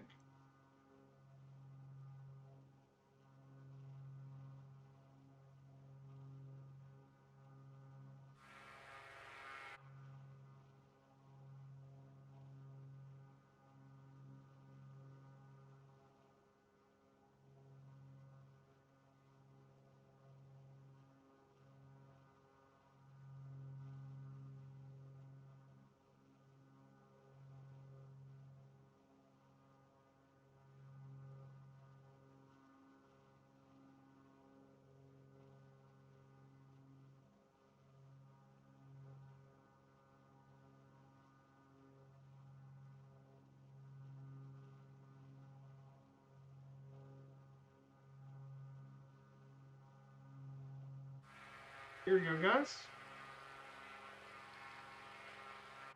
Cusco.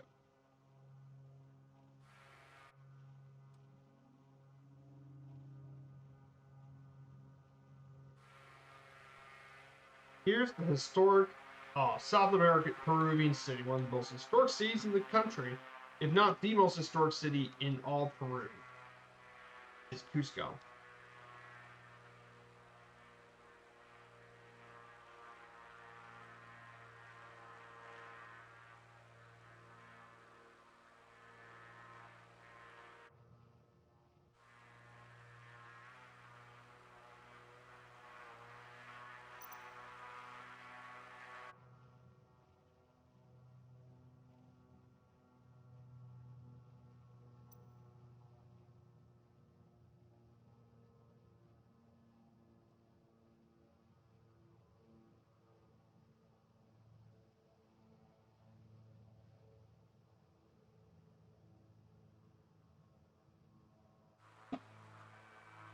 Okay, here we go. Here we go. Cusco. We're about to land.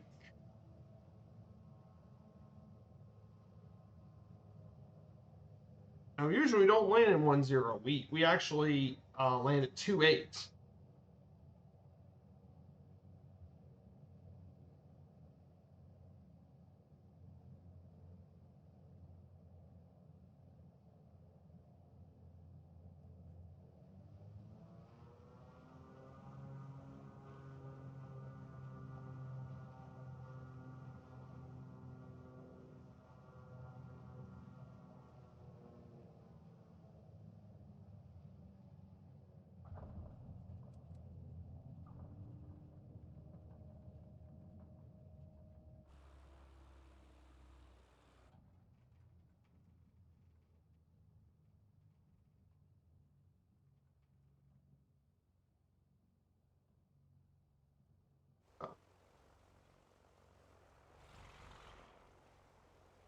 What a crazy city. Nicely done. And we have landed here.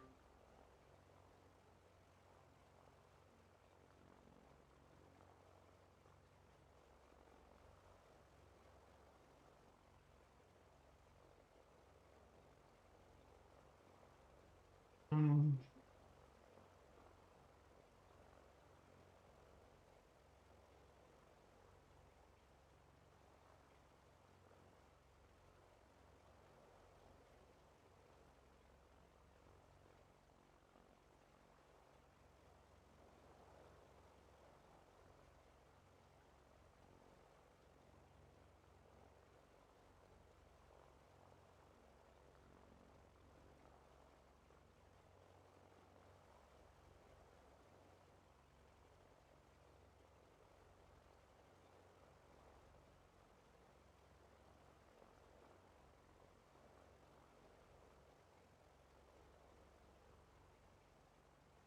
So if you guys want to join on in,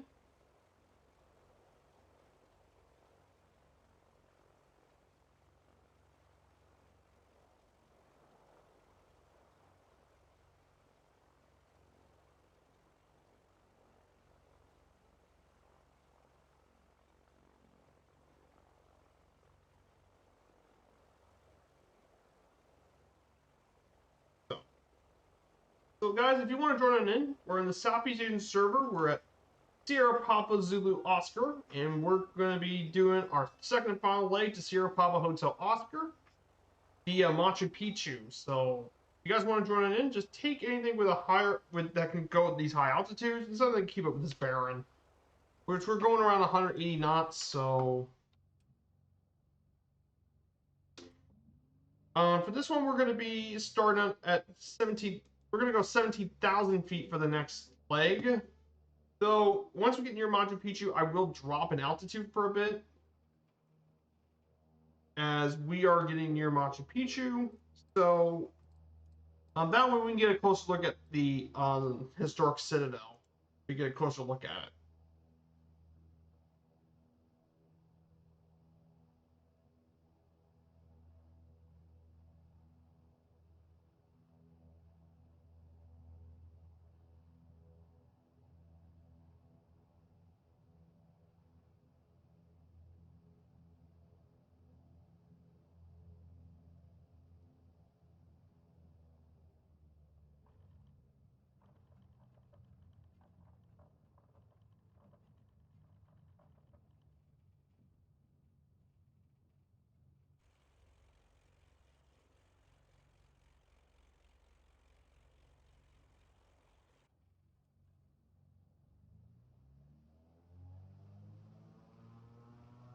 Let's do this. Let's go. Woohoo! Oh, boy.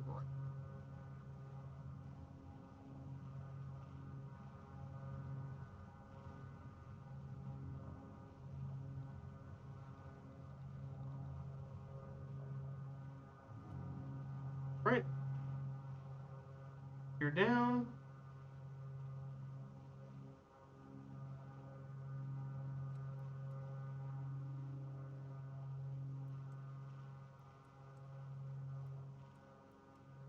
And Tugga, here we go, take off.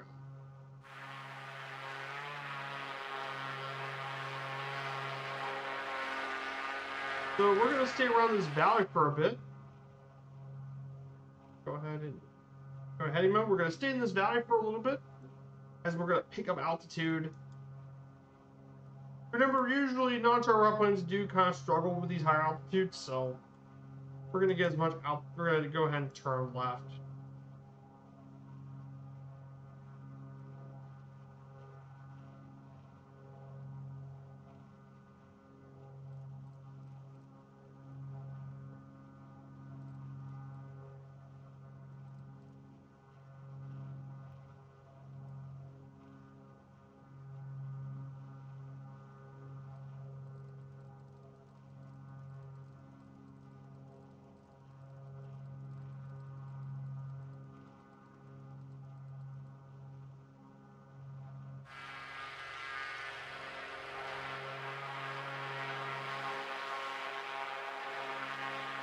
Well,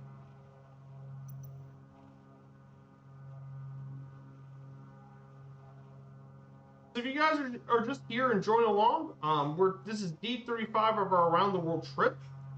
We started this back on New Year's Eve, back from my home airport at Kilo Juliet Victor Yankee. We went down first to the Caribbean. We went down to Palm Beach, prepare for our trip to the Caribbean, through the Bahamas, then Cuba, then Jamaica, Haiti, Dominican Republic, St. Kitts and Nevis, Antigua, Dominica, St. Lucia, Barbados, St. Vincent, Grenada, Trinidad and Tobago, complete the Caribbean, and then we're now heading to South America. We completed Venezuela, Guyana, Suriname, Brazil, Paraguay, Uruguay, Argentina, and Chile, and Bolivia. We're done with Bolivia, and now we're on to our next country here in Peru.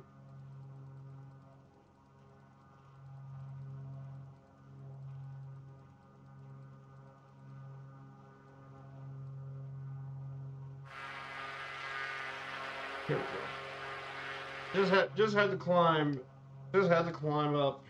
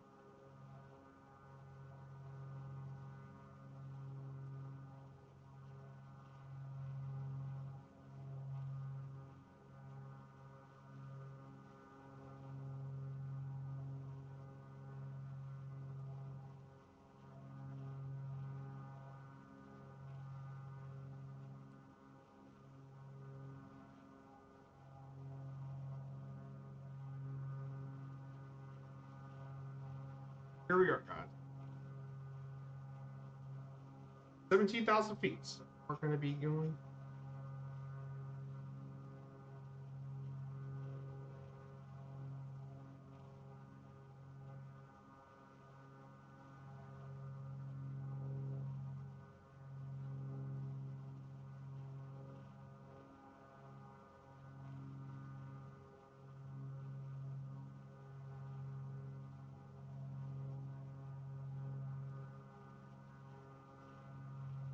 So, pretty big stuff going on here as well. So we're gonna go ahead and head up to Machu Picchu.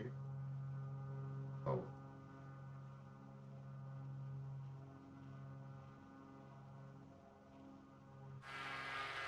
So we say goodbye to Cusco, and we're now heading up to Machu Picchu.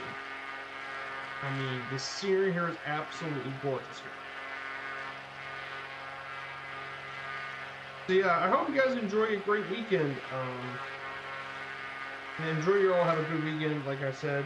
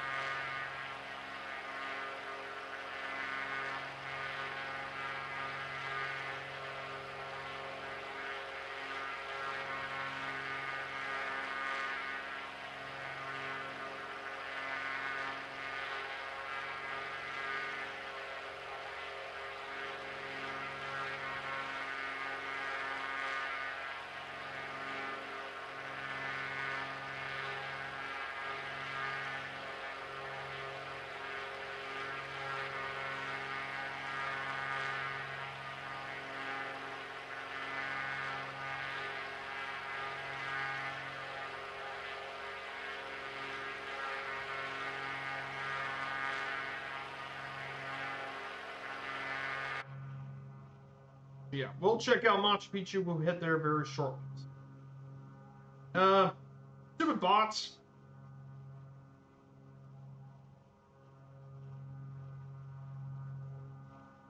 Be gone, bots. Seriously, why do we have to worry about bots? Okay, guys, if you look in this area over here, if you look to our right, this is the village of Chinchero. This is where they're building the new Cusco airport at. Only time would tell if that airport would even operate here safely in Cusco. I know it's nice open flats, so... But man, altitude, I mean, for example, you can't really operate international flights out of La Paz Airport, for example.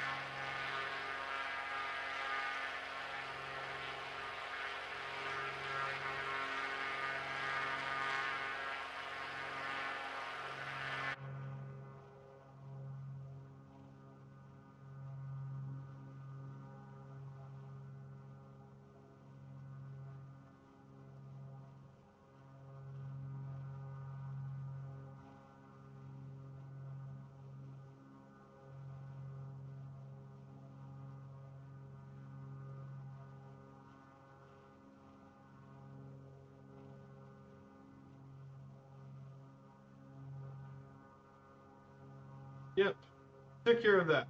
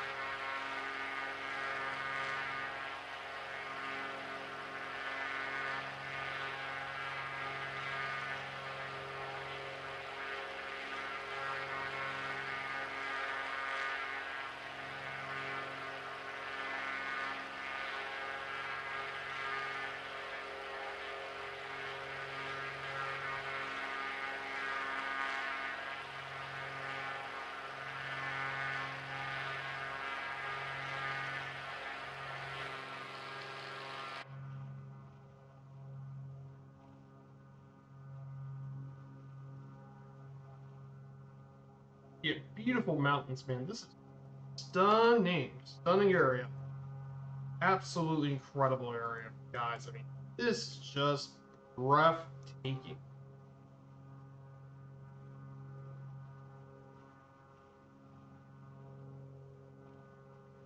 Just absolutely incredible area.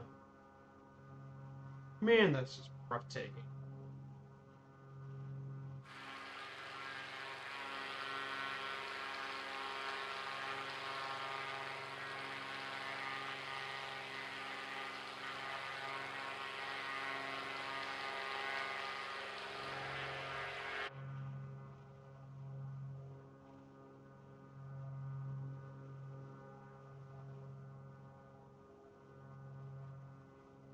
Just unbelievable scene, guys. This is just incredible.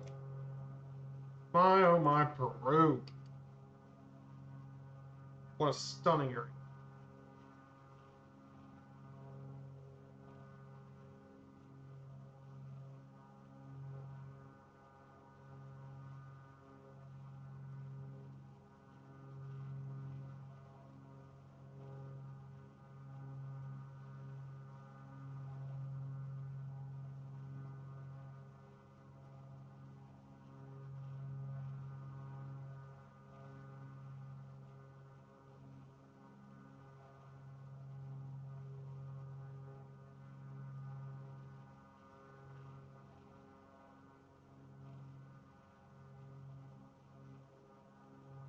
Hmm.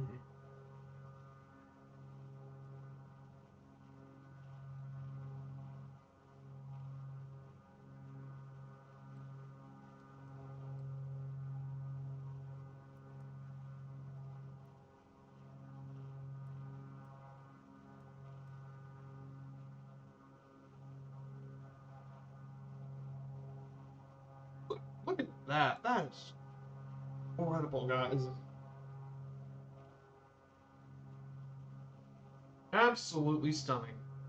Uh, what a view.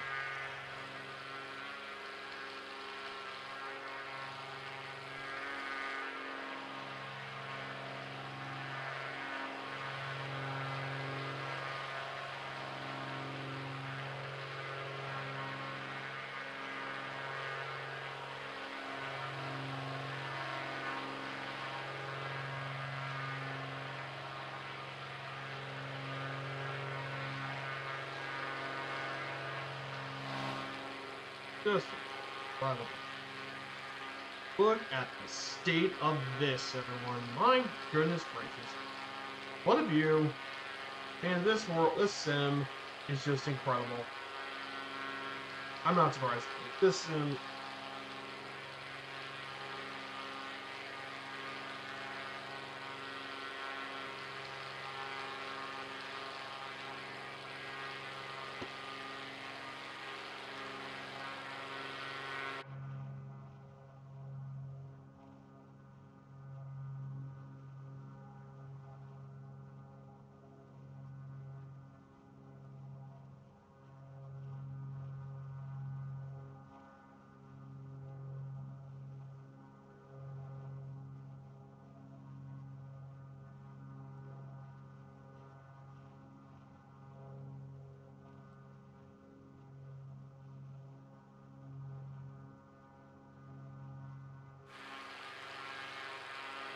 So to find Machu Picchu, it's gonna be on the side of the mountain. So we'll be trying to find it. So, but man, I mean, this simulator, like you don't get this when you're flying 30,000 feet in the airliners. And I think that's Machu Picchu in the distance, everyone. Go ahead and turn off autopilot, and we're gonna go ahead and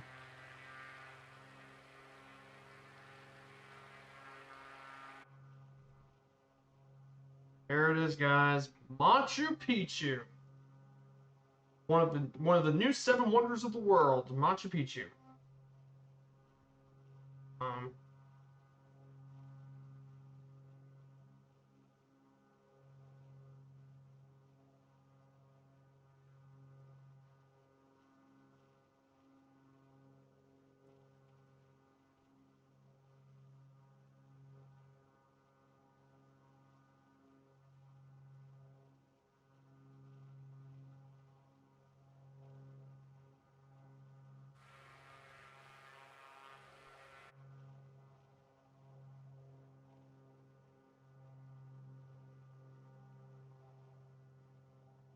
Here she is.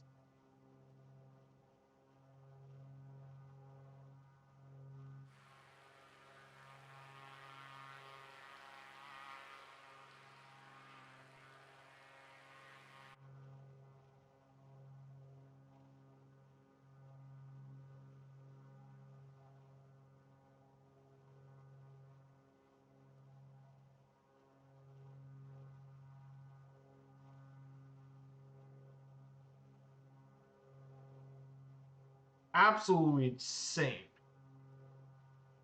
I mean, I flew around this before, but man, Machu Picchu.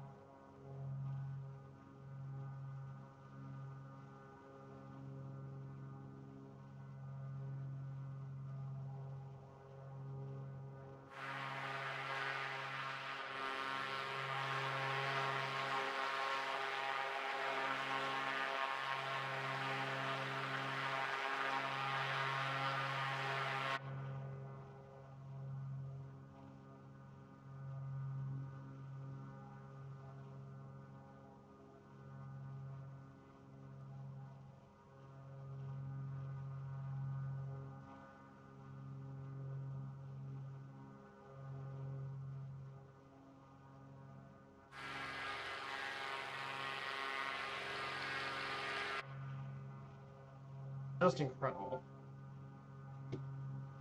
We're gonna go for one final flyby.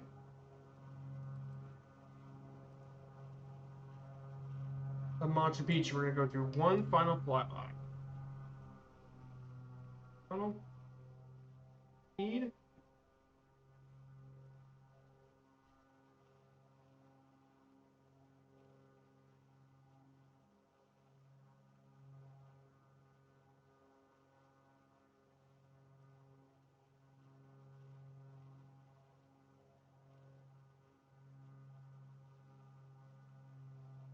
All right.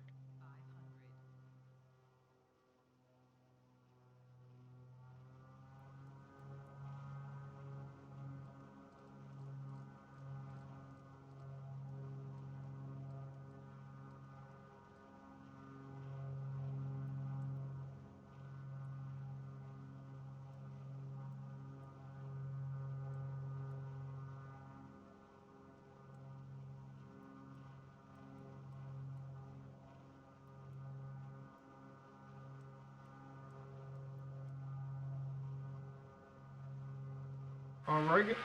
Just an incredible flight, these guys. What a stunning flight.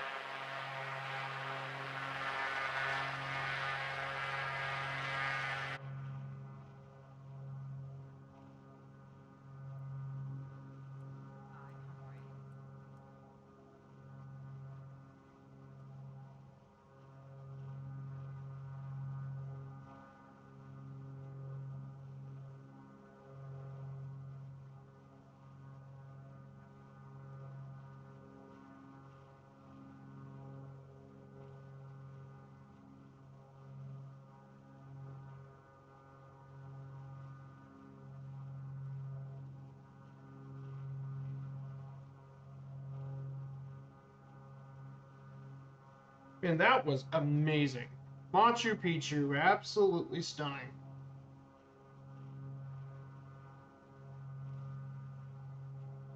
And yeah, we're going to climb back to 17,000 feet. So that's because we're heading to our final stop at Ayacucho.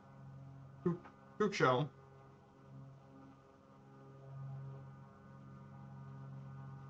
we're climbing back to 17,000 feet because obviously we're going to clear over the mountains again. And we're going to have to clear over the rest of the peaks all over again.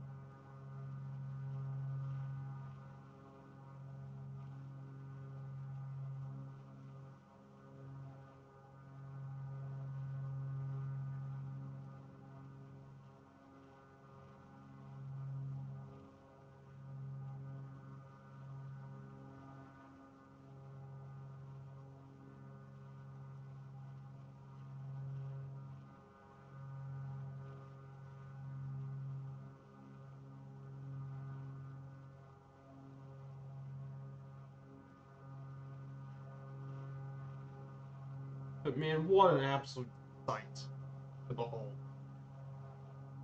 An amazing, amazing trip. Thank you guys so much for coming here today on the stream.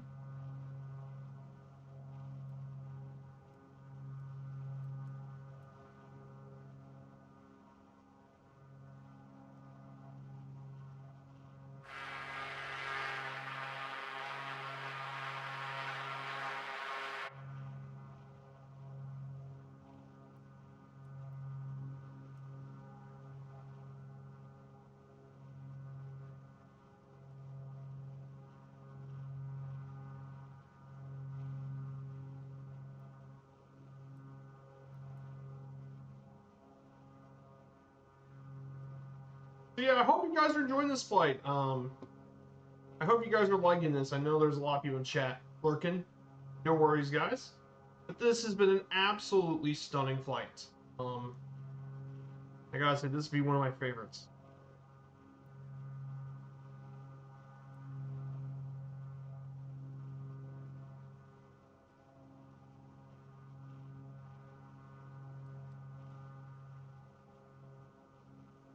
Like I said, this is why I took the GA stuff for the Andes and all that, because obviously you can't see mountains like this when it's 30,000 feet, like 17,000 feet there. You can't really embrace.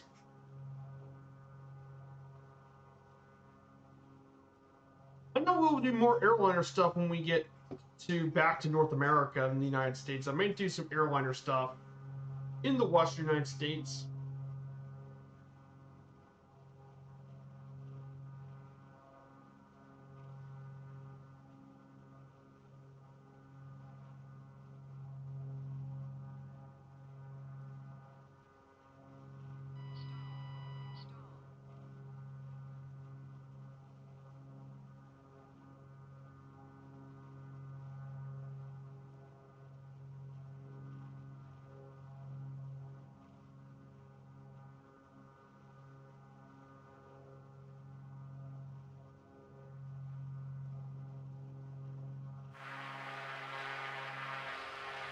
Just incredible.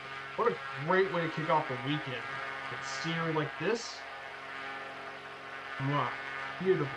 Beautiful.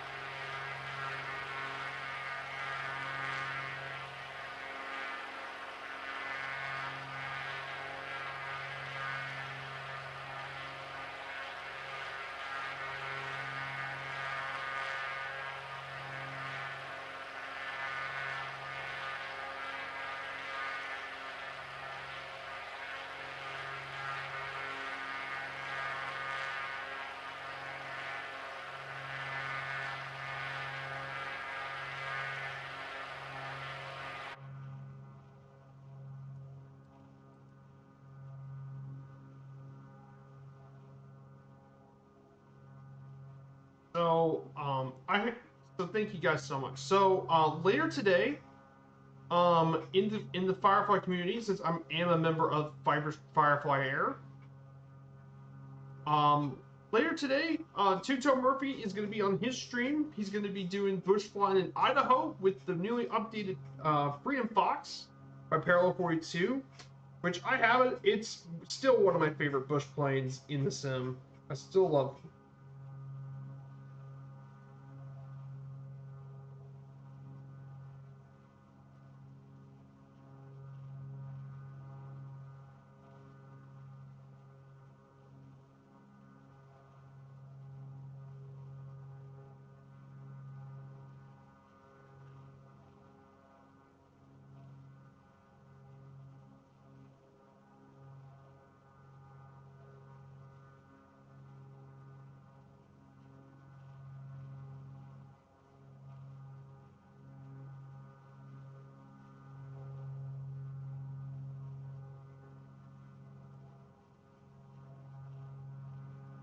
So should be an amazing flight. And then Allison Johnson's going to be back on with her tomorrow with her historical flight recreation. For our Sydney flight, she's going to do leg 6 and 7 from Rhodes to Cyprus, and then from Cyprus over to Amman, Jordan. Should take her about 6 hours to do both legs. So, if you guys don't know Allison Johnson, she's an absolute legend. So here's Two-Tone Murphy's shout out. And here is Allison Johnson. To both. I mean, recommend checking them out. They're two of my dear friends in the community, so definitely check them out.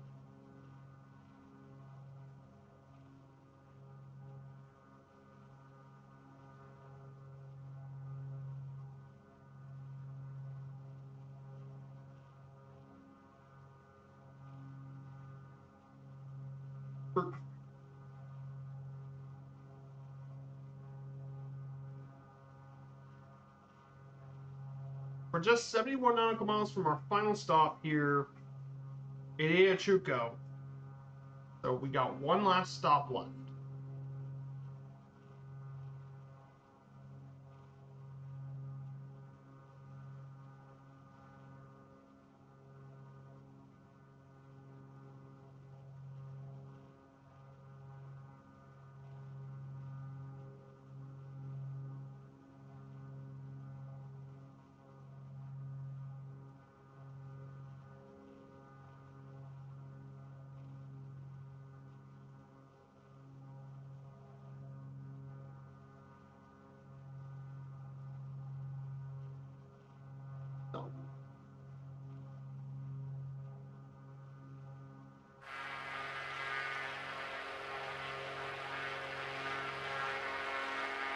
So for the next flight, I'm going to be taking the DA-62 next leg. Is taking the DA-62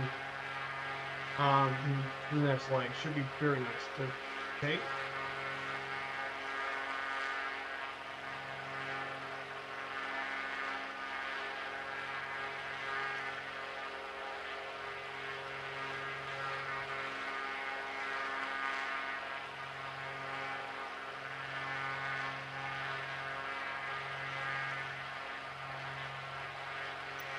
Would be a very, very nice weekend.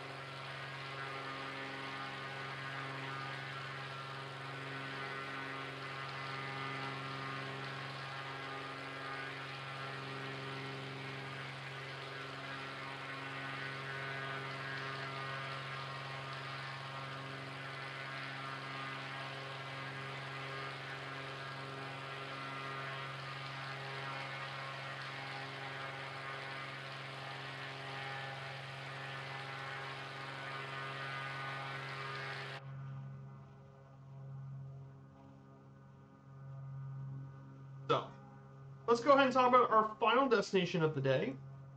Ayachucho, Peru would be our final stop of the day. The city is derived from the words of the Quechua language, death or soul in corner, named after in honor of the Battle of Ayacucho during the Peruvian War of Independence. It was founded in 1540 as San Juan de la Frontera de Huamanga. It is the capital city of its region and the Huamanga province of Peru. Its original name dates back to the Incan and viceregal periods of Peru, until its name changed by Simon Bolivar in 1825. Ayacucho is famous for its 33 churches, which represent one for each year of Jesus' life. It also has large religious celebrations, especially during Holy Week and Easter. These celebrations include horse racing and the traditional running of the bulls.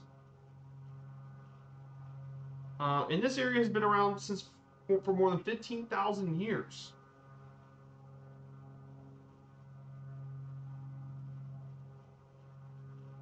So this city is definitely pretty cool. It's famous for all of its major churches. There are 3 of them.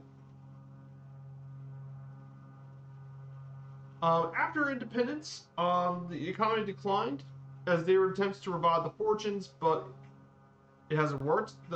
Though nowadays it's getting a little bit better, mainly based on agriculture and light manufacturing, and as a regional tourist destination.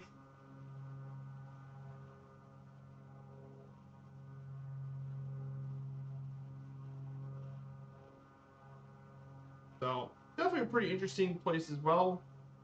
And then the airport is going to be Coronel FAP Alfredo Mendivel Duarte Airport, Sierra Papa Hotel Oscar. It sits on a mesa overlooking the Tortorella River with high terrain all quadrants, and you can find the Ayacucho non-directional beacon on the airfield. Its only destinations are Cusco and Lima, are its 2 main destinations for those 2.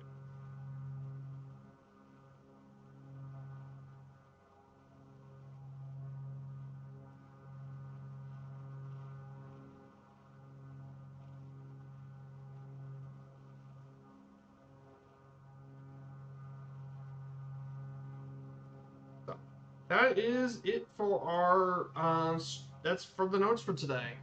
The rest of the Peru notes are going to be covered on Sunday, and we'll cover the rest of those notes.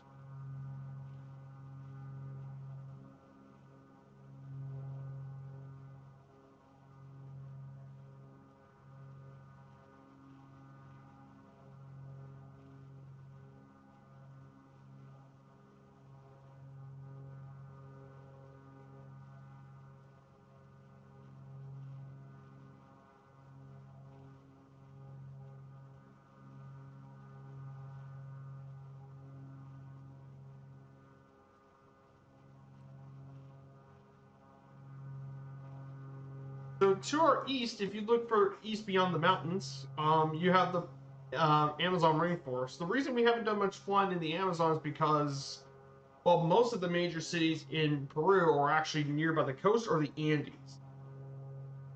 The rare exception to that is a few of the cities that are located on the banks of the Amazon, such as Pucallpa, Carapoto, and most well known is Iquitos, for major cities that are based on the Amazon River.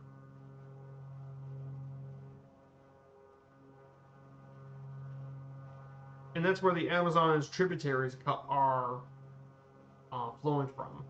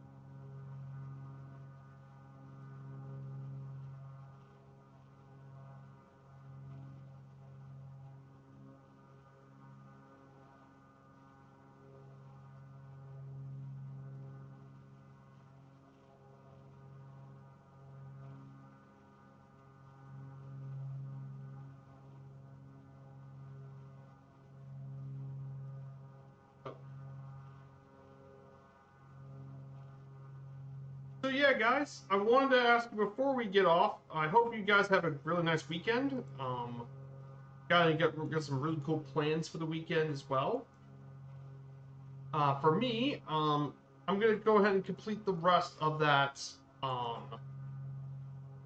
of that duty schedule. I got started earlier in the morning, but I need to go ahead and complete the rest of the schedule, which will take the rest of the day.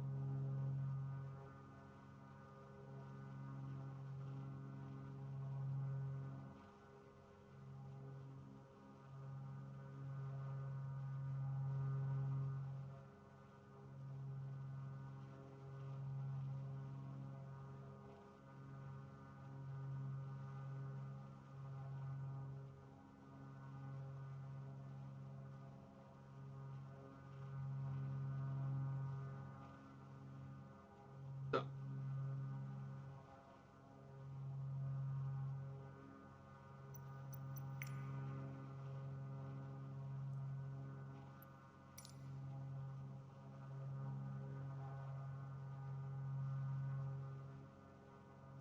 all right, guys. Just 32 nautical miles out. We're just about 30 miles away.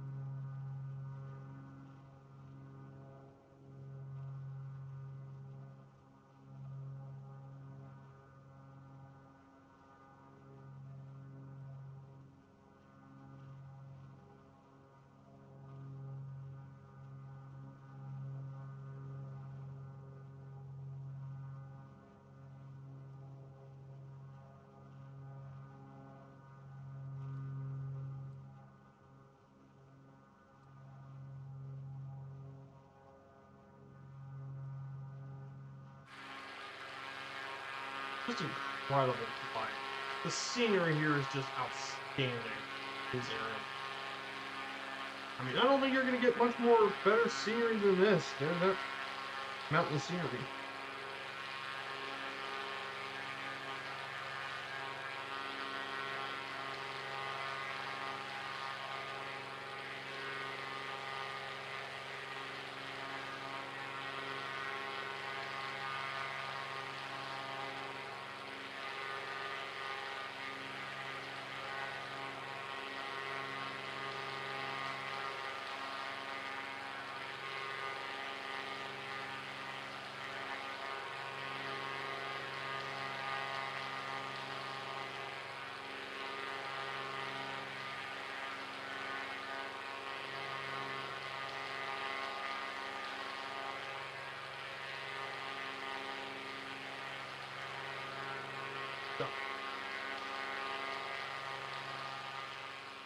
Ayacucho is not far from here. I think it's over the mountains. Should be Ayacucho.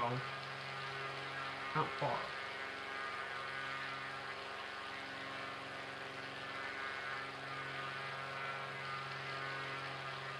Just a beautiful flight.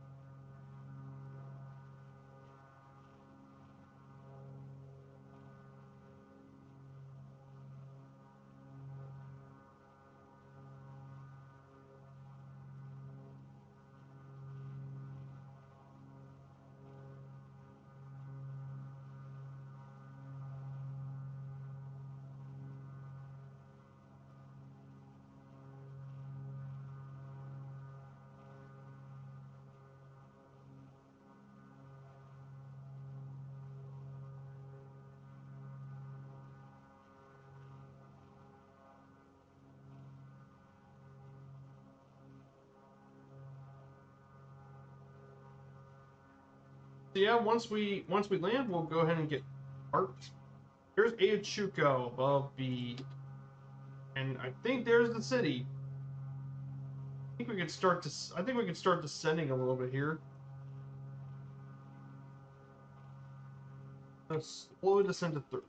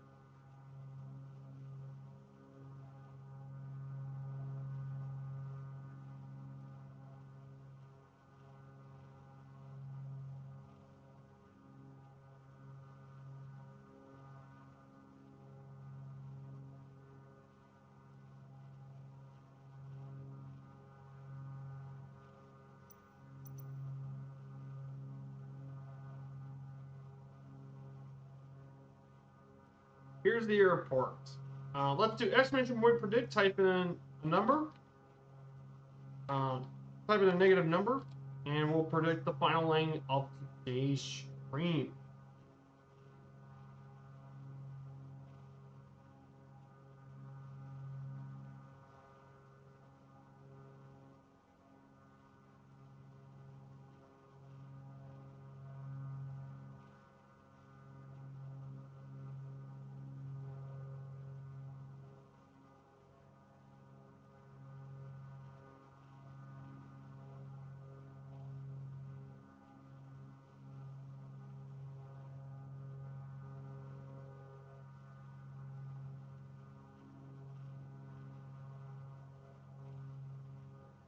There it is, Ayacucho.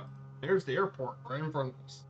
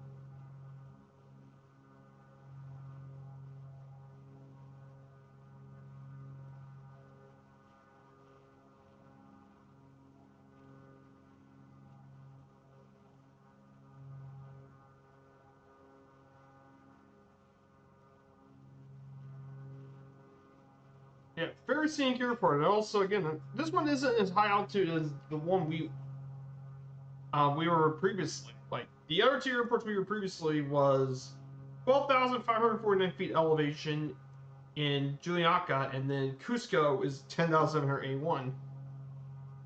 This one is only 89. It's about 8,900, so not nearly the same altitude. Yeah, here's Ayacucho.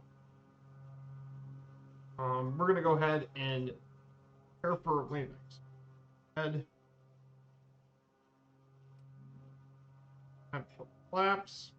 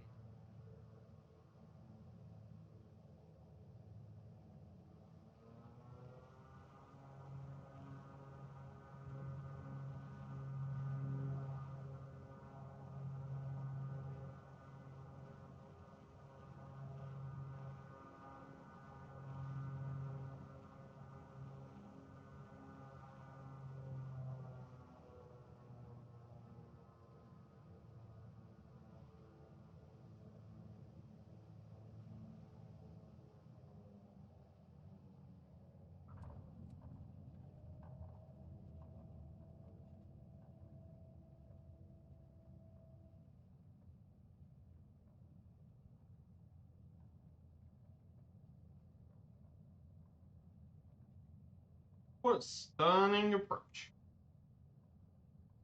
Well, guys, guess that's gonna wrap up the stream.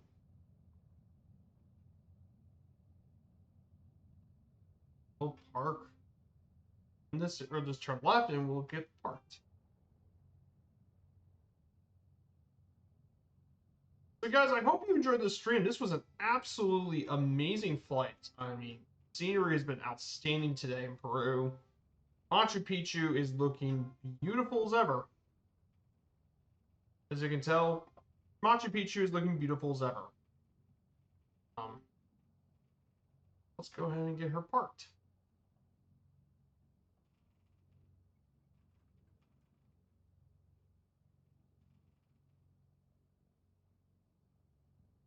Parked.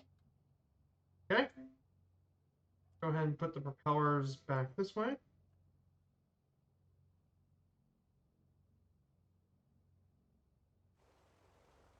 Propellers. Mixture.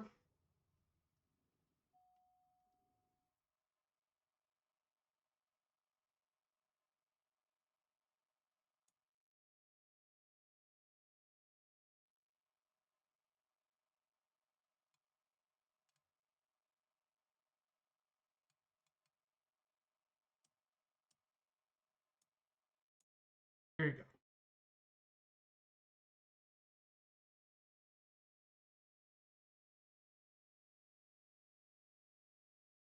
And guys, that does it for today's stream. We made it to Ayacucho today. Beautiful, beautiful airports, and man, what a great flight.